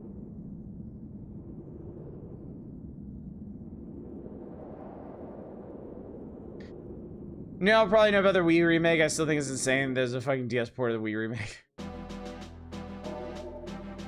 Bungee jump from platform completed. Took me 10 minutes. Accuracy of 46.1%. 13% head hits. 52% limb hits.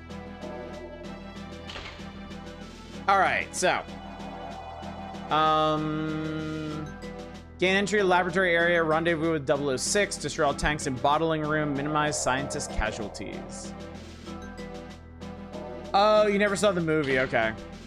Inside the chemical weapons facility, you should quickly and efficiently proceed to the bottling area and place demolition charges on the main gas tanks.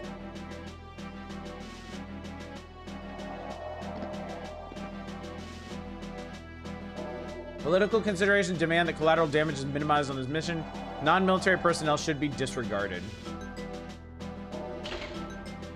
M's briefing. Q branch. Moneypenny. They put a lot of neat details into this game. I also love that there's basically no loading screens in this game. You're just in.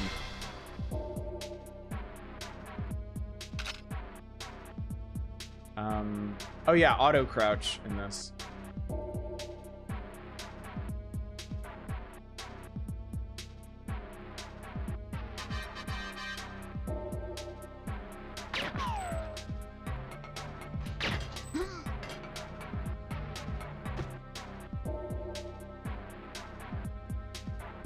Domed a poor guy on the John. He was shit. So you can't, this is another thing that's, oh God. If you're better at this game than I am, you can actually stealth this shit.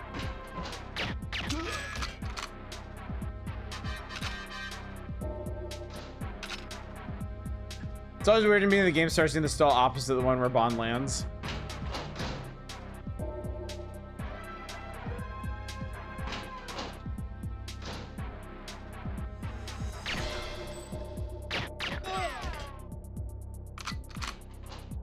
The stealth is fairly generous. Enemies can't hear you from very far away.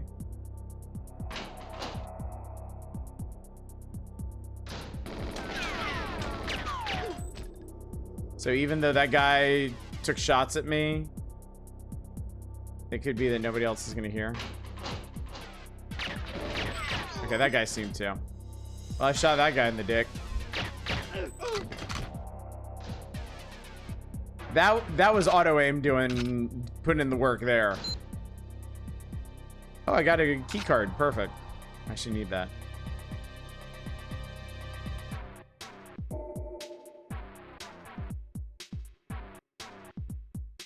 Now that I think about it, combining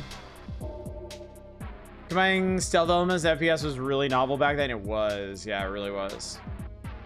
Also, as Famke Janssen is one of the silliest henchwomen. It really does. Xenia on a top.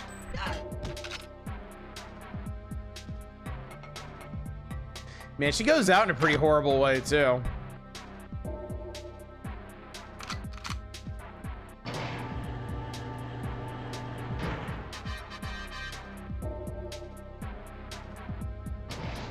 This is a remotely locked secure... Oh, right. I gotta go around to open that one.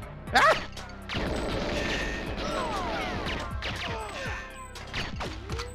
That guy fucking jumped out of the way, dude. Did you see that? That guy bodily leapt out of the way. What's up, Deep Thought? Good to see you. I have activated the security door. Skipping you the key card here if you just shoot the box that aggro's a garden opening the doors for you. Oh, that's cool.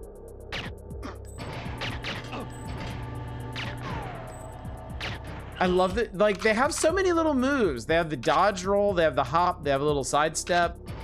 It's really cool. Hildy, thank you so much for the raid.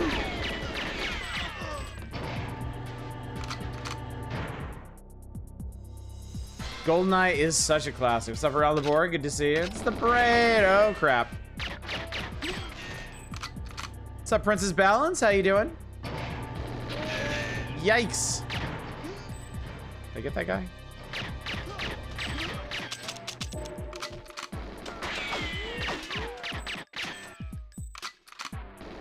Alright, we're getting out of here.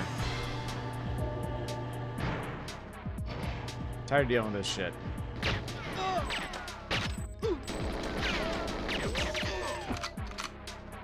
What's up, Nesquick? Oh, God. Guy went down on me.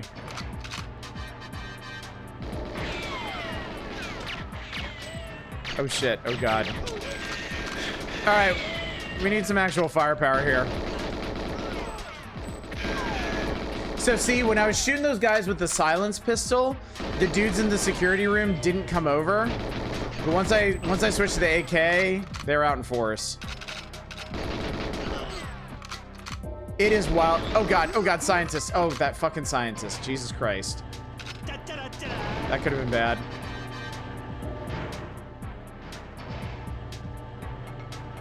Hildy, thank you so much for subscribing for 11 months. Much appreciated. One of the other days, another control scheme for Goldeneye is like monitoring. That's what I'm using right now, actually. C buttons are movement, and analog stick is look. It's hard to get used to, especially if you played this as a kid and didn't realize.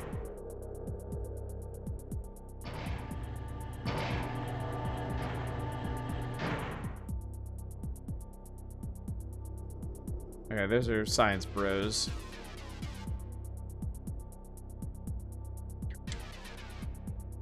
Do. What am I supposed to do here? Holy cannoli.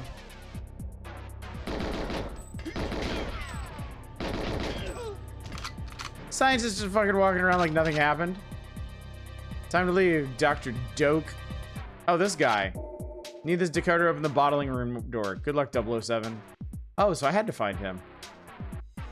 It has been so long since I last played this game. I don't remember any of this shit.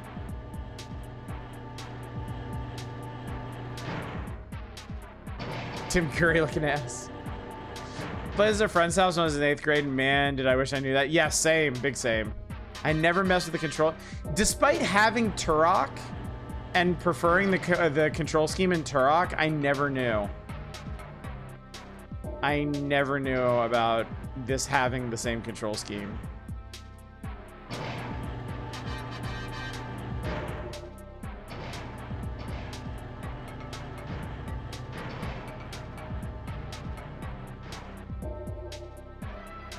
Objective A completed. And the details, like the fragments like flying off the walls and stuff, like it's really cool. I hurt myself by exploding a box.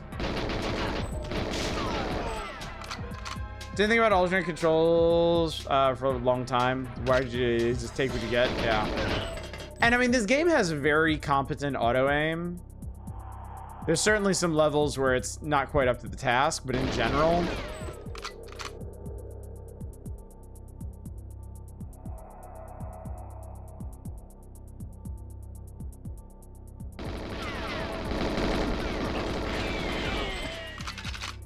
But this is such a good FPS. Just in general.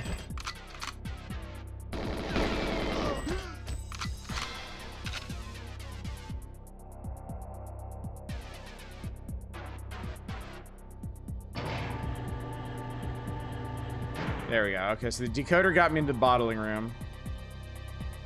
There's Alex. It's Sean Bean, chat. I'm sure he's gonna survive this. For England, James. For England, Alec. It's too easy, Alec. Half of everything is luck. And the other half? Fate.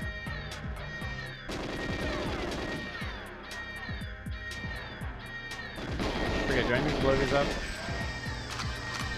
Oh, I may have just killed us. Can I leave?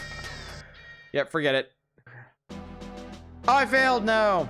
Oh, I didn't destroy the tanks. I forgot about destroying the tanks. Can't believe it was a 006.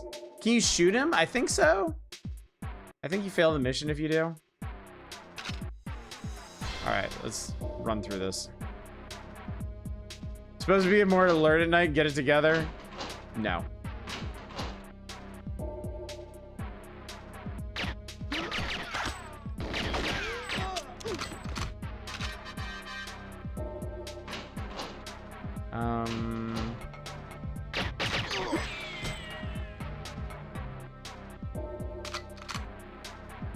Where's that key card? I forget who has the key card. That guy. That guy has the key card. Okay, cool.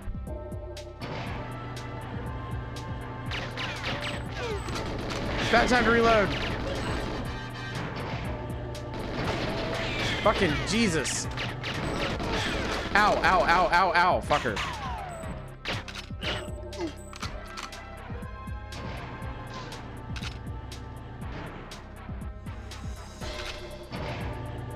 Fine, we'll go big shoot bang. Could have done with a checkpoint. Nah, it's the levels in this game are not really long enough to even justify checkpoints. To be completely honest, I think the longest level in the game, the target time is like 5 minutes or something.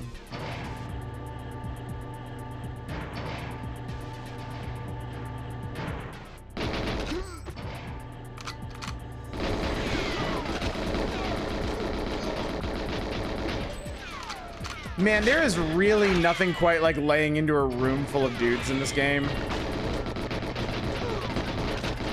They make it so gratifying because every single one of them has like a different death animation.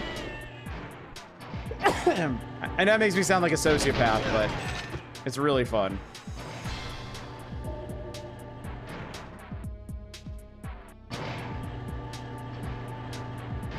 All right, Dr. Duke. Let's have it. Kind of weird looking fucker. Oh, I think I gotta kill these guys first.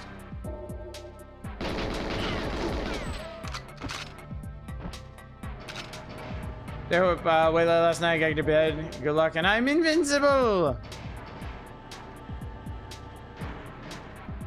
Doc? Is that the doc? Nah, it's some other motherfucker.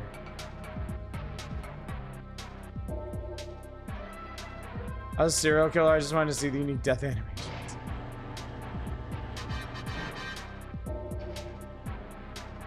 Do I not need to talk to Guy? Did he already leave? Oh, what's up? Fucking I want to rewatch this now.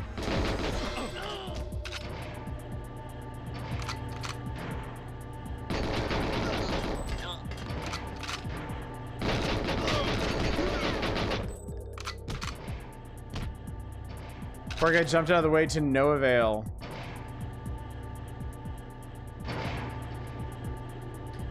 Yeah, the faces are so realistic. It's crazy.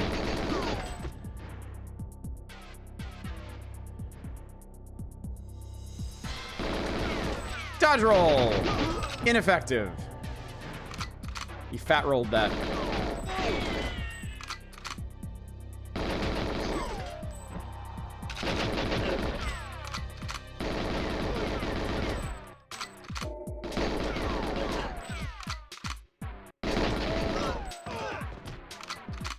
Oh, now it's time to leave Dr. Duke. Oh, I guess Dr. Duke is in different places every time you play through. That's kind of cool. The randomized Dr. Duke experience. Oh my god, come on. Come on, James, you can do this. Oh, I have detonators. I didn't know that. What's up, Alex? All right, let's use this thing.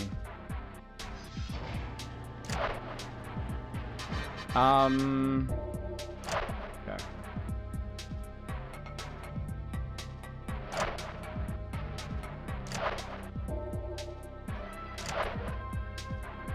Here we go.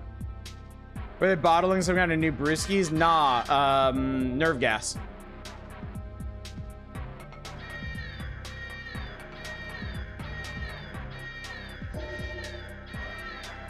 So we gotta go ahead and blow this thing. Which ostensibly kills Alex. And then we leave. Because fuck that dude anyway.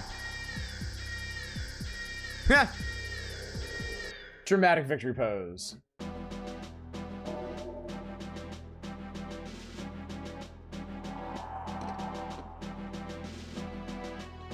There we go. Much better.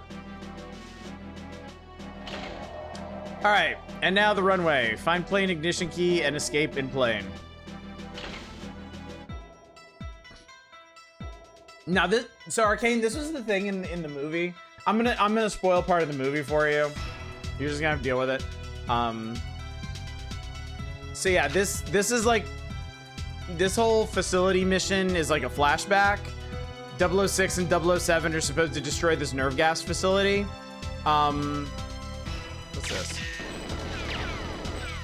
Oh, there's a guy. They get in there. Bond is setting the bombs. Oh, okay. Timed mines. So these are collectibles. Oh, hand grenades. Well, shit. How do hand grenades work? I seem to recall hand grenades are terrible. While Bond is setting the bombs, Alex gets caught by security, and they're telling Bond to give himself up, or like they're gonna kill Alex, and Alex is like, "Nah, James, it's cool, just get out of here."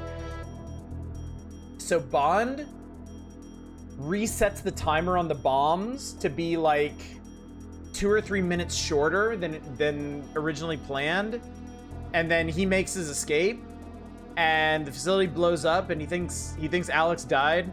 But then in the modern day, like, it's revealed that Alex survived, and he wants revenge on Bond for basically leaving him to die.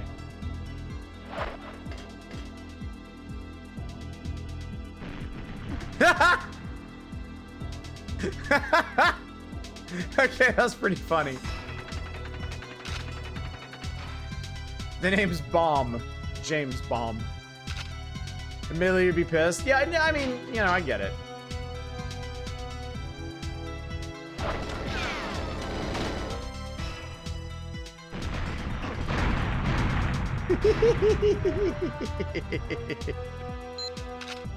Okay, there's the ignition key. Wow, wow, wow, wow, wow, wow.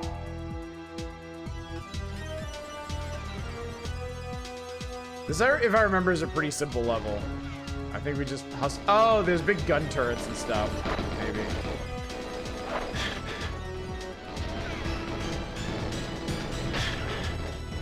This level is really fun with like infinite ammo cheats, because you just kind of spam grenades everywhere and everything explodes. Admittedly, this isn't going so super hot, so we need to get to that. Oh yeah, it's an auto turret. Yeah. I think on this difficulty, I'm probably okay. Yeah.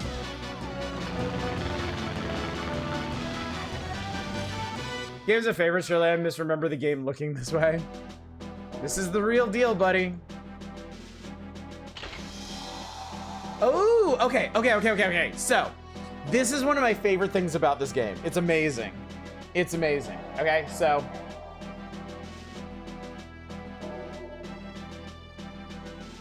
Every level has a target time for a specific difficulty. If you beat the target time on that difficulty, you get a cheat. And it alternates. Like one level, the target time will be on Agent. Then the next level, the target time will be on Secret Agent. And then the next level, the target time will be on Double Agent. So some of the cheats are really easy to get. Some of them are nearly impossible. I had almost all the cheats in the game.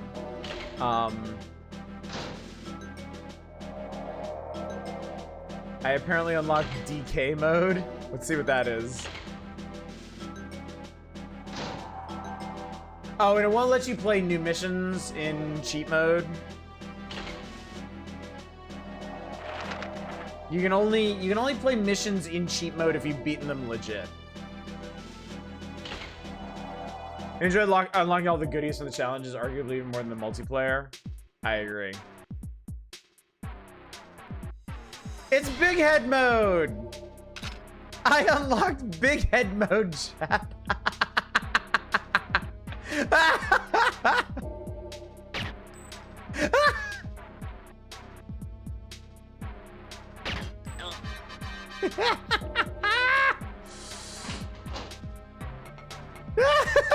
Oh no! No, DK mode is like gorilla proportions.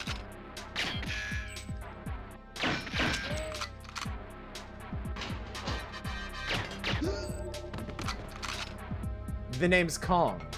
Donkey Kong. Oh, that fucking owns. I love it.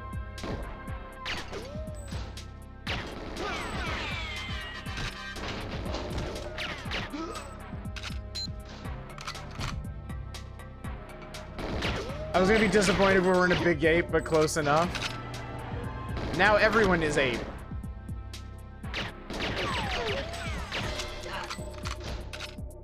Ah! Oh yeah, that's the other thing. You can actually shoot people's hats off, which is insane to me in a game like this. I'm gonna make this chair explode. This is a game that inspired What Culture's Tilted Karcher's logo. Hang on. Let's get out of here. I want to do the next mission. Okay, so does it actually say... No, I think we have to turn cheat mode off.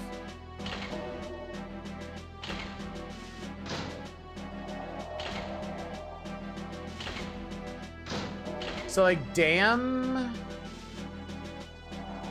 Hang on, if it alternates... I think facilities is a 00 agent. I think facility is one of the few I never got. I think that's invulnerability. I think the dams is on Secret Agent. But I don't know where all the alarms are, so I wouldn't be able to do it that fast. Violence is startling for you at the time I unlock stuff like this. This sort of ended your video game violence reservations. Oh yeah, and you have to beat prior levels on a difficulty to access them later. So like I can't do this level on Secret or 00 Agent. Yeah, facilities. I tried facilities so many times because you have to do it on 00 Agent, and the timer is insanely tight.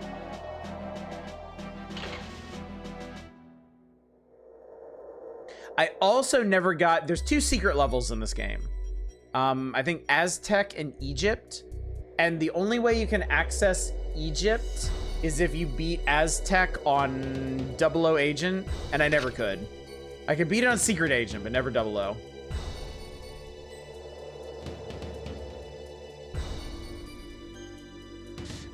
At Perfect Dark and Time Stories games, curious which y'all's favorite Goldeneye successors are. Well, see, that's one of the funny things. I never actually played any of the Goldeneye successors.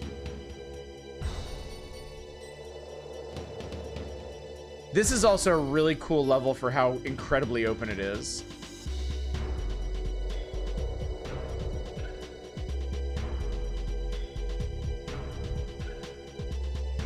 This door is locked.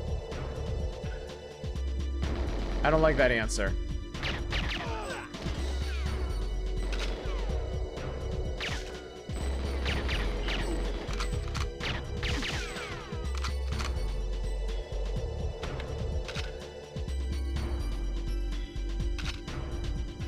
Picked up some grenade rounds. Oh, I think this level has a grenade launcher in it. Feels like it was Medal of Honor 1, which I like more than this. For a licensed game, the expectation was so low. It really was. I mean, at this point, licensed games were still, by and large, garbage. This has to be one of the all-time great licensed games out there.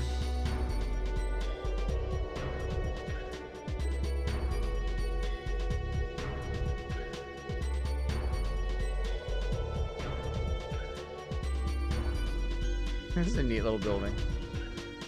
This is Spider-Man 2, the quintessential, surprisingly awesome licensed games. Perfect Dark was really awesome.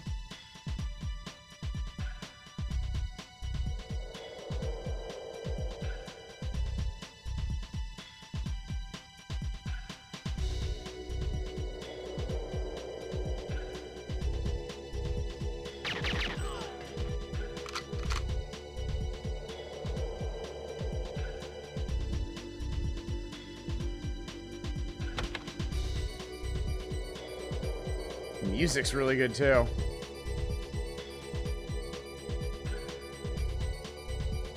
Peter Jackson's King Kong and Mad Max are in that running. I never played the Mad Max game. I've had it for ages and I've always wanted to play it and I just never did. That's what I need to do. There we go. Comms dish powered down. So now we can get in. Battlefront 2 is really neat.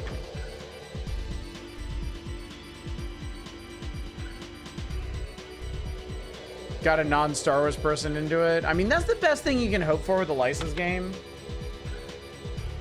I mean, honestly, I've told y'all before, when I played 40K Rogue Trader, like, I loved that game so much, it got me, like, genuinely interested in 40K stuff.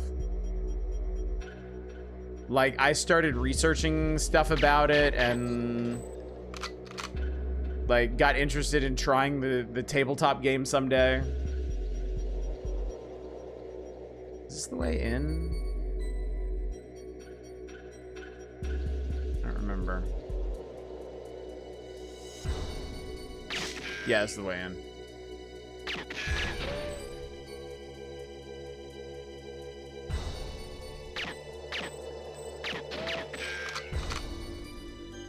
Baldur's Gate is licensed. Well, yeah.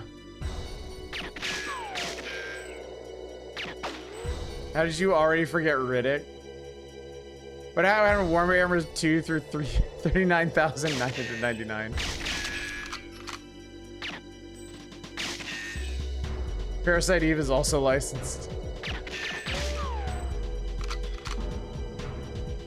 Whee! Bond is so funny.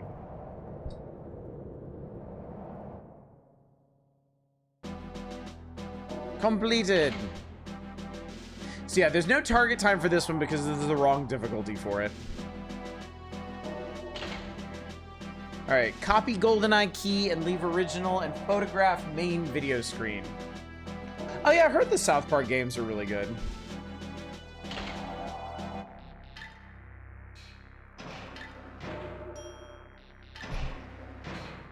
Don't feel right reading books like that. It feels like published fanfic.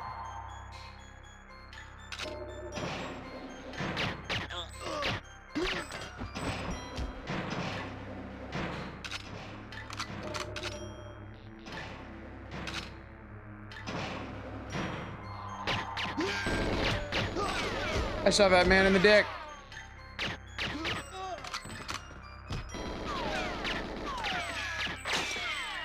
I don't think the security cameras do anything. I think they're an objective on the higher difficulties. I got a computer room card. Ah, that guy tried to hop out of the way. I love this emergent behavior. It's really cool. I think it's saying all the Star Wars books and the Persona books and all of that aren't canon, which means you miss a lot of dope stories. Yeah, but the... I mean, I read all those when I was a kid, and looking back on them by volume, they're pretty bad. Thrawn trilogy is fine. Ooh, ooh, ooh. That guy had clobs. I want to clob some dudes. Oh no, the Star Wars ones by and large are terrible.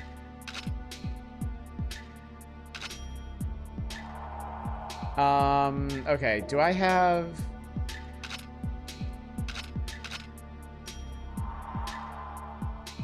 Karate chop.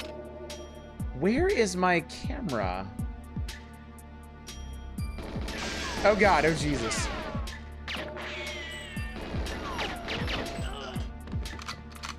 Now overlap like 85% taste, I'm gonna go with your take. I mean, look, seriously, if you want to read...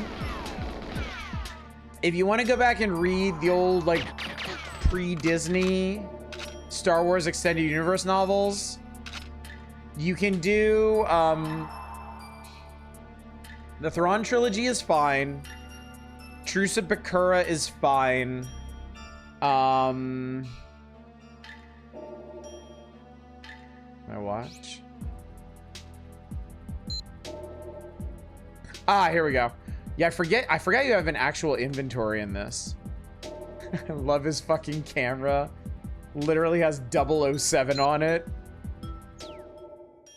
Like, good job, super spy. Dumb fucker.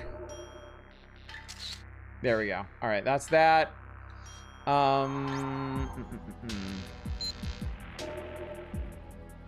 The data thief. I think we need the key analyzer.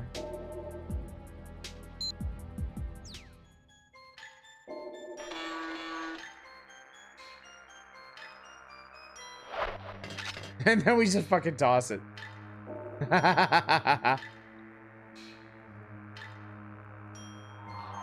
Door is locked. How do I fucking open it, man? Vibing the pause theme in an area full of people is kind of sick. Parker's most interesting on the strength of his weird aliens or fucked up tech. I don't feel it's too amazing. Look, none of them were really amazing, if we can be completely honest here.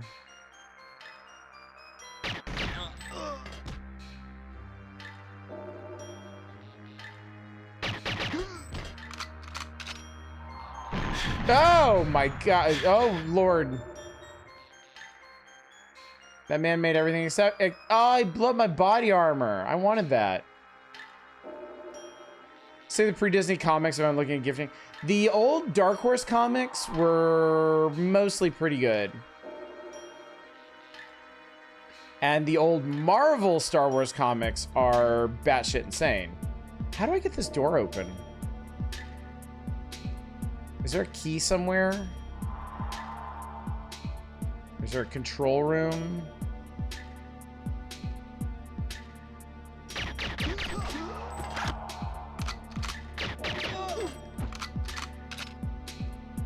Marvel lost his shit in the 80s real hard in a good way.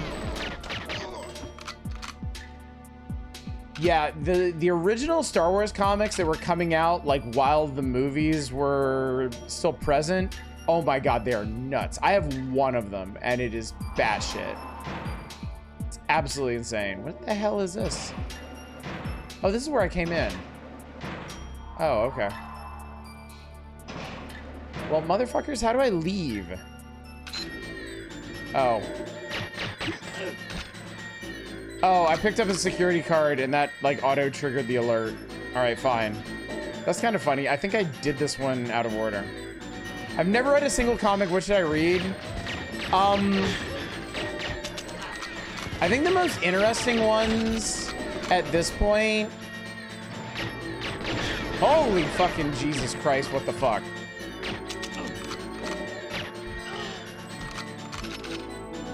Take me in the mainframe. Why? Are my objectives not complete yet? Mission status complete. Fuck off, Boris.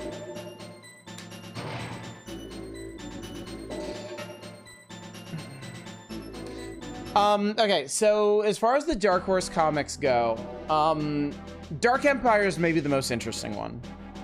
I wouldn't feel any particular obligation to go to Dark Empire 2 or Empire's End, but Dark Empire was interesting. Droids is good.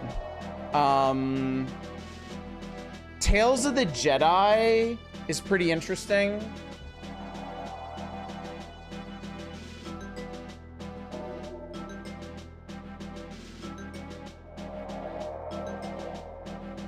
X-Wing novels are overall pretty solid. Oh, I'm sorry. You're talking about comics in general. My bad. Bone is real good, yeah.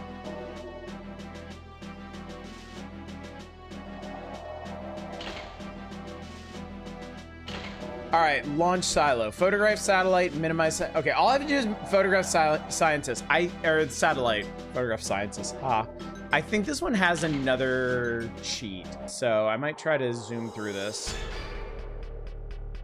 Generally, the agent cheats are really easy to get.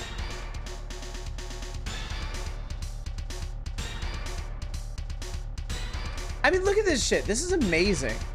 For the time, this shit looks so good. It sounds good.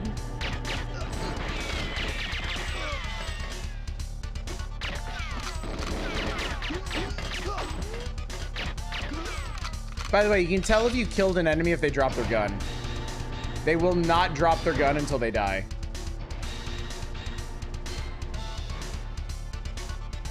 Fucking shit.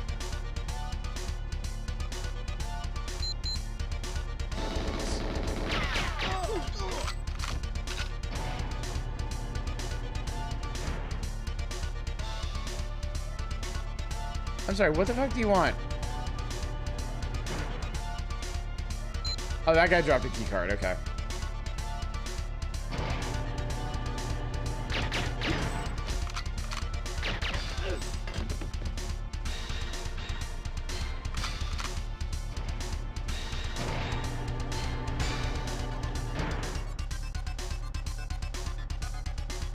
This is such a badass version of the theme. I love it.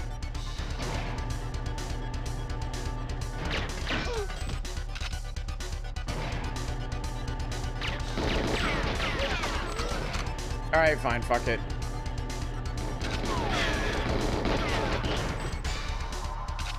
You convinced me, game.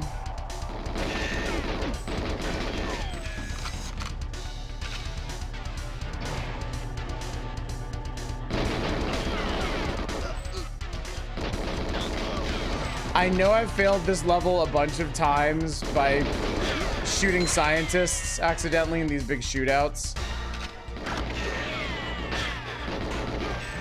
Because they love to just run around all Willis-nillis. Shit, one of them dropped a key card. Here it is.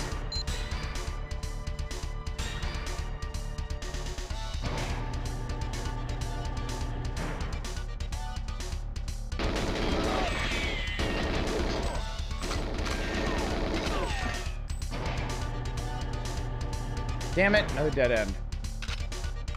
Kitty's named Horatio, nice.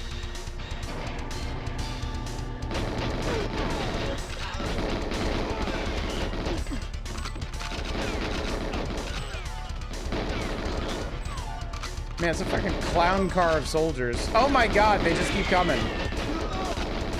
Oh my god, they just keep coming. No scientists, please. Oh, okay.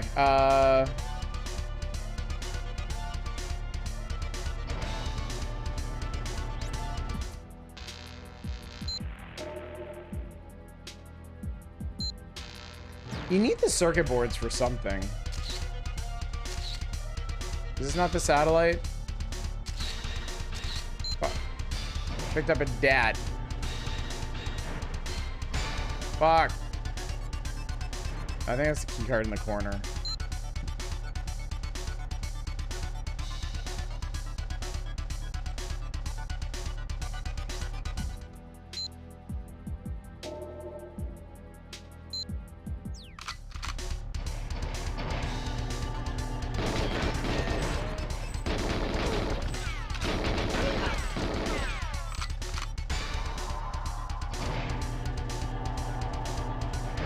keep going the wrong way on these things. Oh, but that is body armor that I don't need.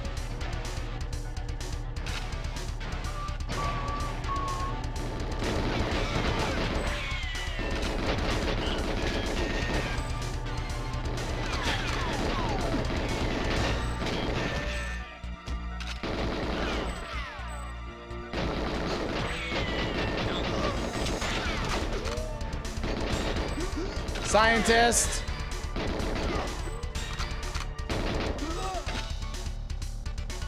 This is the satellite. Shit. Okay. Should have known.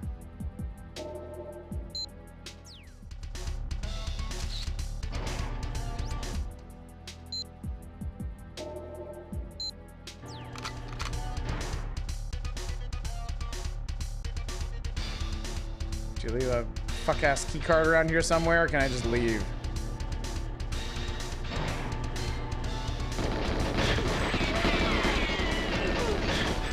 It's General Oromov. Bad man is bad.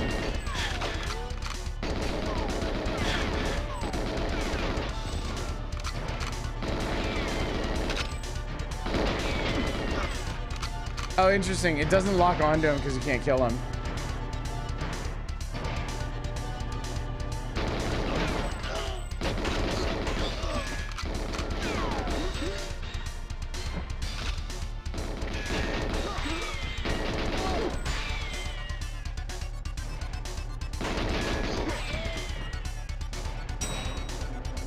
Ding.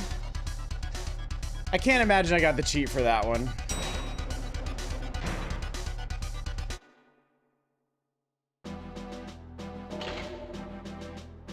Oh my god, not even close. The target for that mission is 3 minutes. I did it in 5 and change. Brutal. Dude, there is a level in this game that, if I remember correctly, has to be beaten in 15 seconds. And it seems impossible at first, but that's one of the cool things about the secrets in this game. Like, so many of these targets just seem impossible, and then you start trying them and you start learning them and you're like, oh, okay. I think the hardest part of this one is just knowing where the key cards are to get through the scientist rooms. Because I think most of the soldiers you could probably just run past or just gun them down as you go. On agent difficulty, you can kind of just run past a lot of stuff because it can't do that much damage to you. 00 agent is the scary one. Like, so at agent, you take a ton of damage and dudes are easy to kill. On secret agent, you are easier to kill and enemies are harder to kill. On 00 agent, you are super easy to kill and enemies are super easy to kill. It's like realistic mode. And that's actually pretty cool. But yeah, next level is the frigate in Monte Carlo. I'm gonna leave this one here. We have played a fair bit of this already. I mean, there are 15, 16, 17, there are 18 regular stages and 2 secret stages in this game. And we played through the first 6 stages. So I think that's a pretty solid look at Goldeneye, considering it's still not gonna be out for like a year. But yeah, very good game, chat. Has legendary status for a reason. How many eyes did you golden? Just the one. Just the one.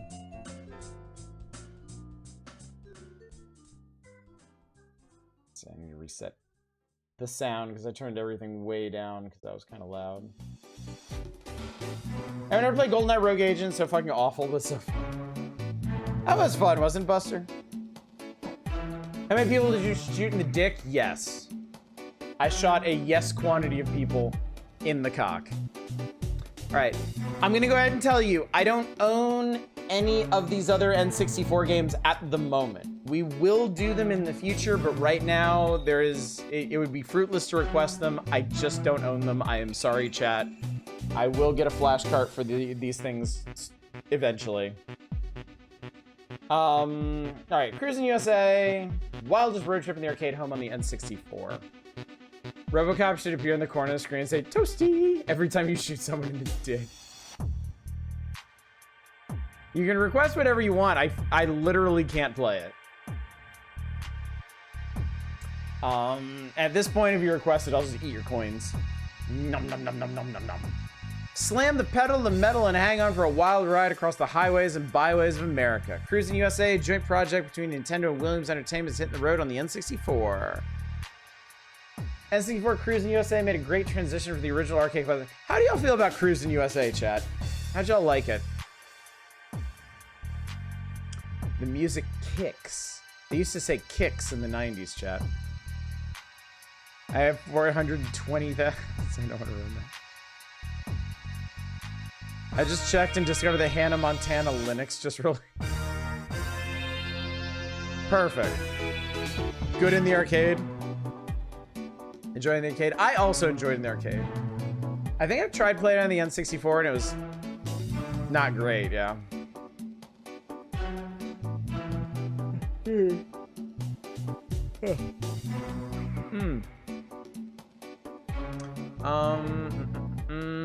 If you liked it in the arcade, you'll love it on the N64. It just plain rocks. Cruising USA is a 14-stage coast-to-coast road race for 1 or 2 players. Gamers who don't have time for an extended road trip can rely on the tack on one of 10 short courses. Different challenges on every track. Every nuance of the arcade software, right down to the hidden cars and livestock, are included in the N64 version, I'm sure.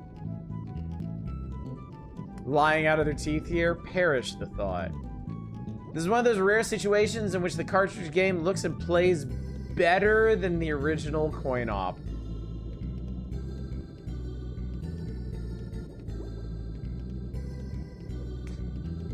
Just like the arcade game, players can catch all the roadside scenery from 3 different driving perspectives. Famous American landmarks, San Francisco's Golden Gate Bridge, South Dakota's Mount Rushmore, and green rolling hills of Appalachia are reproduced in the same texture map splendor used in the arcade machines.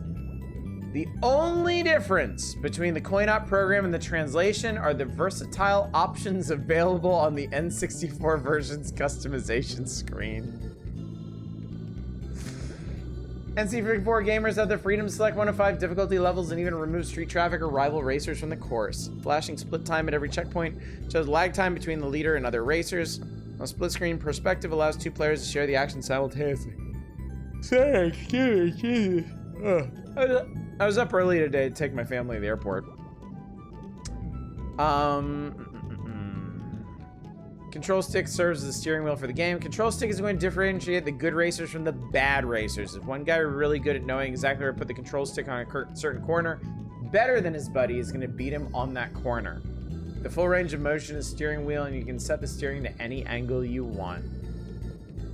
Does the replication of Cruising USA on the N64 raise the expectations of quality in the next generation of video games?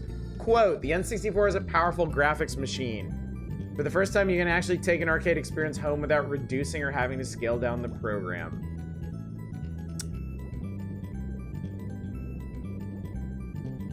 Yeah, thanks, John Madden. You make a new ball pit meme about the 250th snooze-a-thon? That God, I hope so. God, I hope so.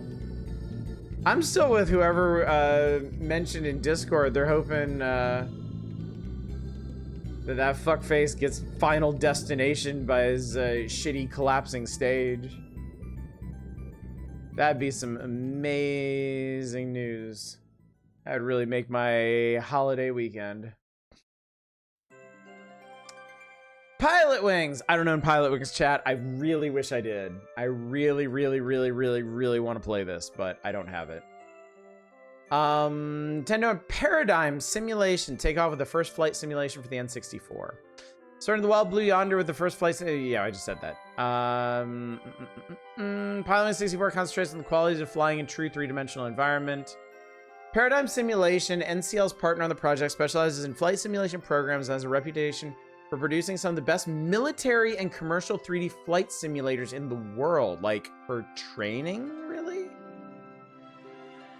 In Piloting 64, you'll strap into the seat of an airy gyrocopter, shoulder a thundering rocket pack, or dangle in silent solitude from a hang glider as you soar above terrain ranging from tropical jungles to frozen ice flows. Credit where credit's due. The scan is really well done. I'm used to seeing the page, the between page void. Yeah, they did a good job with this one. This one's high quality. Game is designed to let gamers experience free flight in the 3D world of the Nintendo 64, said Miyamoto-san. Many computer flight simulators focus on the mechanical aspects of flight, forcing players to endure hours of staring at a monitor with nothing more than a thin line for a horizon. Piloting 64 puts the fun back in flight, carrying gamers off into vast and realistic environments that features a balanced blend of natural landscapes and aeronautical physics. Search for thermals above a patchwork of fields or swoop through the dark shadows beneath a freeway overpass. Land on top of the Seattle Space Needle or drop a wing and watch your shadow eclipse the white letters on the Hollywood sign. Game's vivid graphics coupled with precision play control leave players ducking and leaning in their seats. Even the tiniest details from rolling coastline breakers or rising wisps of chimney smoke are authentically rendered. I really want to try this one. I liked SNES Pilot Wings more than I thought I would. You got through like 12 stages. It's just been Bond tonight, yeah. Unfortunately, yeah, I don't have any of these other N64 games handy yet. I wish I did. I really do. But yeah, not yet, I'm afraid. This has been coming for 8 years. We can wait a little longer, I think. We'll make it. Wave Race. I fucking love Wave Race. This was like the biggest unexpected pleasure on the N64 to me. I absolutely adore this game. Piloting 64 is unironically your favorite, one of your favorite games on the platform. It's so unashamedly nerdy and great. This was your first N64 game. Nice. Yeah, I didn't own this one. I borrowed it from somebody, I think. I never expected to like it as much as I did, but I was kind of obsessed with it. Piloting is low-key one of your favorite Nintendo IPs. The SNES one was really interesting. I was genuinely really interested in how, like, kind of seriously it took the whole thing. Wave Race was a launch title, yes. Recreating the undulating motion, translucent look of water in an action game is incredibly difficult, as any programmer has tried to do so will attest. The early prototype of Wave Race is an indication, however, that Nintendo programmers are succeeding spectacularly. The gentle rocking of your craft at rest becomes a breathtaking skip as you accelerate to the straightaways, chained to a stomach bouncing rebound as you whip around the marker buoys and blast over the jump ramps. The water is as much an opponent in this game as the other riders, and racing on water demands a very different style. Okay, they are not blowing smoke with this one, chat. The water actually has like waves and ebb and flow to it, and you kind of have to like lean into waves. It might sound a little insane, but this feels almost like a sort of spiritual spin-off to Excitebike.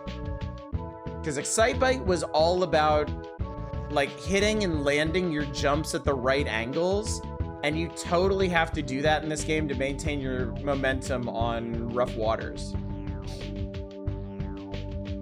Keep in mind they'd be using the same language to describe an NES game. I mean, it's true. It's true.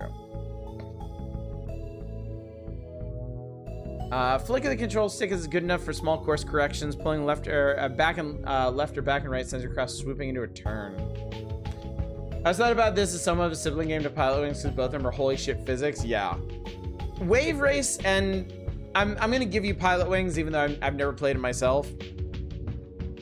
I think these were kind of the real showcases of what the N64 could do. They weren't the most mind-blowing games, but if you really dig into what they're doing and how they play, like, it's insanely impressive. 1080 Snowboarding is also just an actual official sibling series for Wave Race. That I didn't know. Considering how much I enjoyed SSX, I should probably give it a try. And then they added boobs and got DOA Extreme Beach Volleyball. You can share the same character roster. That's interesting. Wave Race promises to be feature-packed.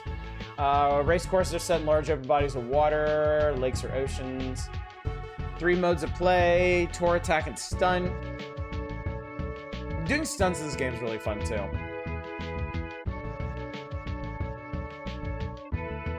Yeah, you don't turn a corner, you bounce into a corner. You really dig into the ways. It's true, you really do in this game. I can't wait to play this again. All right, this is just a breakdown of what's going on at Rare. Anything interesting here?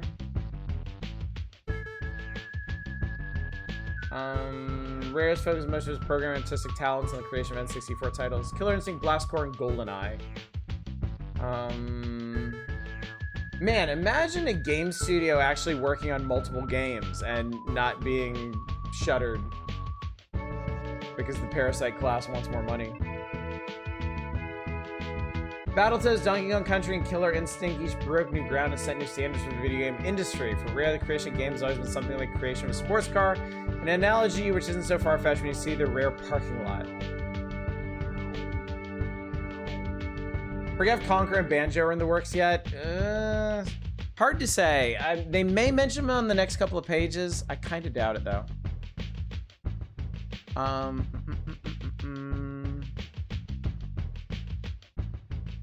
Talked with Killer Instinct's creator.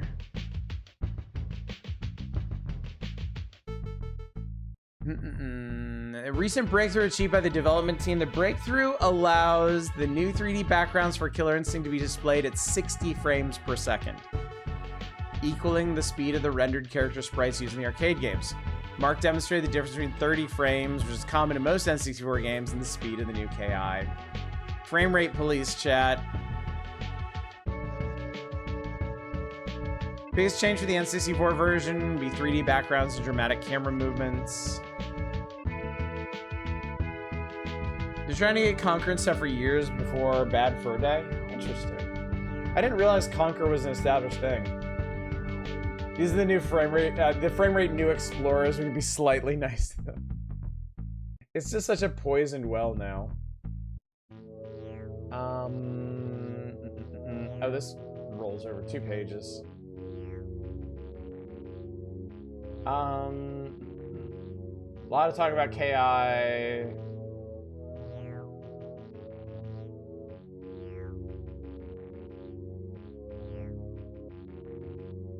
Powers visit Rare also includes stops with teams working on Blast Corps and Goldeneye. Blast Corps team works under the eaves of the converted farmhouse. Oh, that's kind of neat. Discover hidden talents in the Goldeneye team. Prior to our arrival at Rare, the team had gathered new motion capture data in the studio. Since they didn't have Pierce Brosnan handy to make the moves, they conscripted game designer Duncan Botwood. I had to die 20 different ways, Duncan added with a smile. It's a lot harder to die than you might think. Banjo and Conquer and Diddy Kong Racing for either of their own games? That's crazy. That's really crazy. All right, Williams, the Arcade King. Checked in on Doom 64, Cruising USA, and Mortal Kombat Trilogy.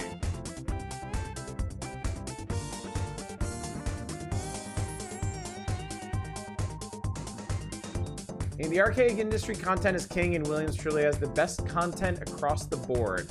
It's exciting to be associated with top developers at Williams in Chicago like Eugene Jarvis, Ed Boon, Mark Turmel, John Tobias, Sal DeVita, George Pitro, and Joe Linhoff.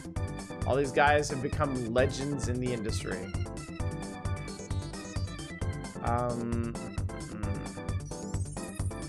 Cruising USA and Mortal Kombat Trilogy players will find brilliant reproduction of the arcade classics. Doom takes perhaps the most popular computer game ever and simply blows it out of the water. I wouldn't go that crazy there, friendos.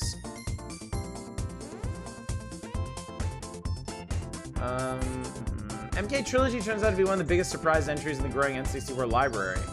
After a mere 3.5 months of development, the MKT team has created a playable, arcade-perfect game using characters from... Well, I mean, it's basically a port, y'all.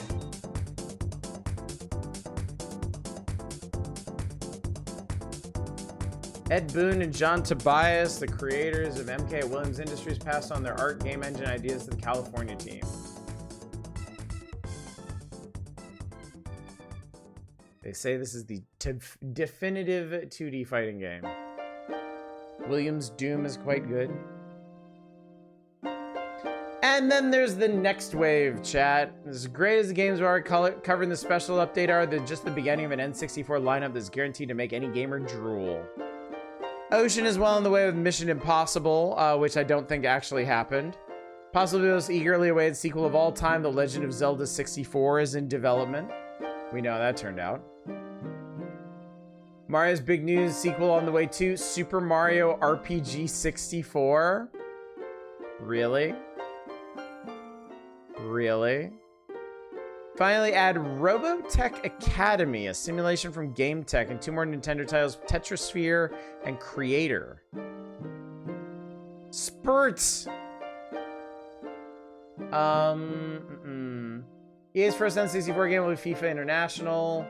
Williams does NBA Hang Time. Nintendo's own Ken Griffey is capitalizing the N64 reality system. Super Mario Kart R is on the way from Nintendo. Rounding out the sports lineup are Monster Dunk and Wayne Gretzky's 3D Hockey.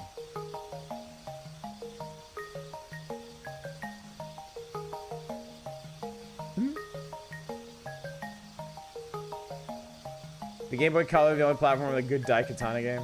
I think Robotech Academy either got canceled or took long enough to end up as a GameCube game. That Mario Kart player select. Yeah, Kamek's there. Mario, Luigi, Peach, Toad, Yoshi, Kamek, Wario, and Bowser. Action! From Nintendo and Angel Studios comes Buggy Boogie, puts you in control of a custom buggy. Kirby's Air Ride. Star Fox 64. Acclaim has been hard at work on Turok Dinosaur Hunter. Another action entry called Freak Boy is coming. Fighting games, Killer Instinct 64, Mortal Kombat Trilogy, and War Gods. And more. Kamek would get replaced by DK. Makes sense. Makes sense, chat. Alright, so this is what we have to look forward to in about, like, 6 months. They mentioned Kirby's Air Ride at this juncture, yeah.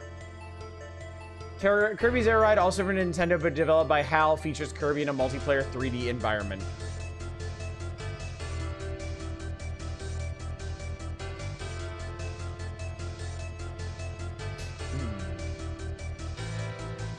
Okay, I tell you what, chat. If you don't mind, I'm actually gonna go ahead and stop here for the night.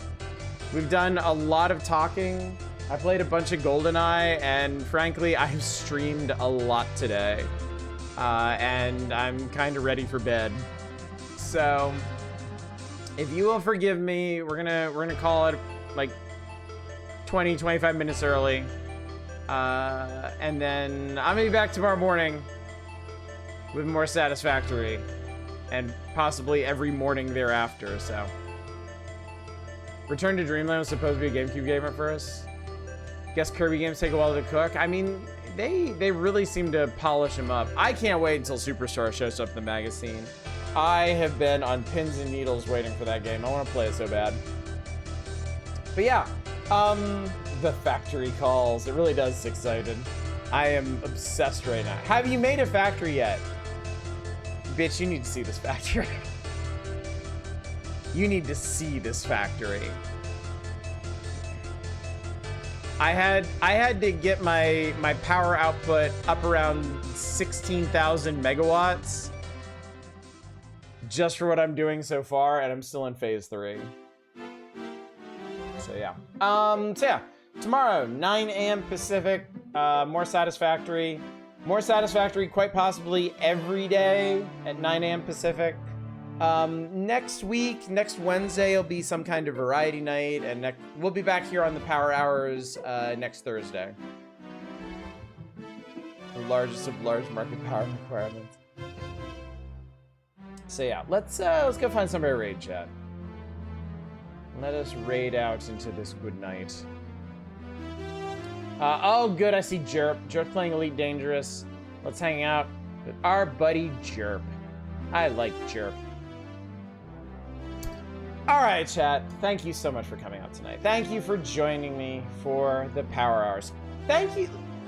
Thank you to everybody who's like still hanging with me in this time of wild upturned schedule and daytime streaming and stuff. I know it's a big ask, but those of you who are here for Satisfactory, those of you who are here for the Power Hours, especially those of you who were somehow here for both, I appreciate you very much. I think it's gonna be, I think streams are gonna be particularly helpful while my family's gone to avert solitary madness going stir crazy in here. So once again, thank you for coming out and spending your valuable time with me as I ramble about video games and big ass for giant ass. That's all I ask, really. That's all I ask. So thanks again for coming out. Hopefully I will see you tomorrow morning bright and early for more Satisfactory, but until then, as always, y'all take care. Bye, everybody.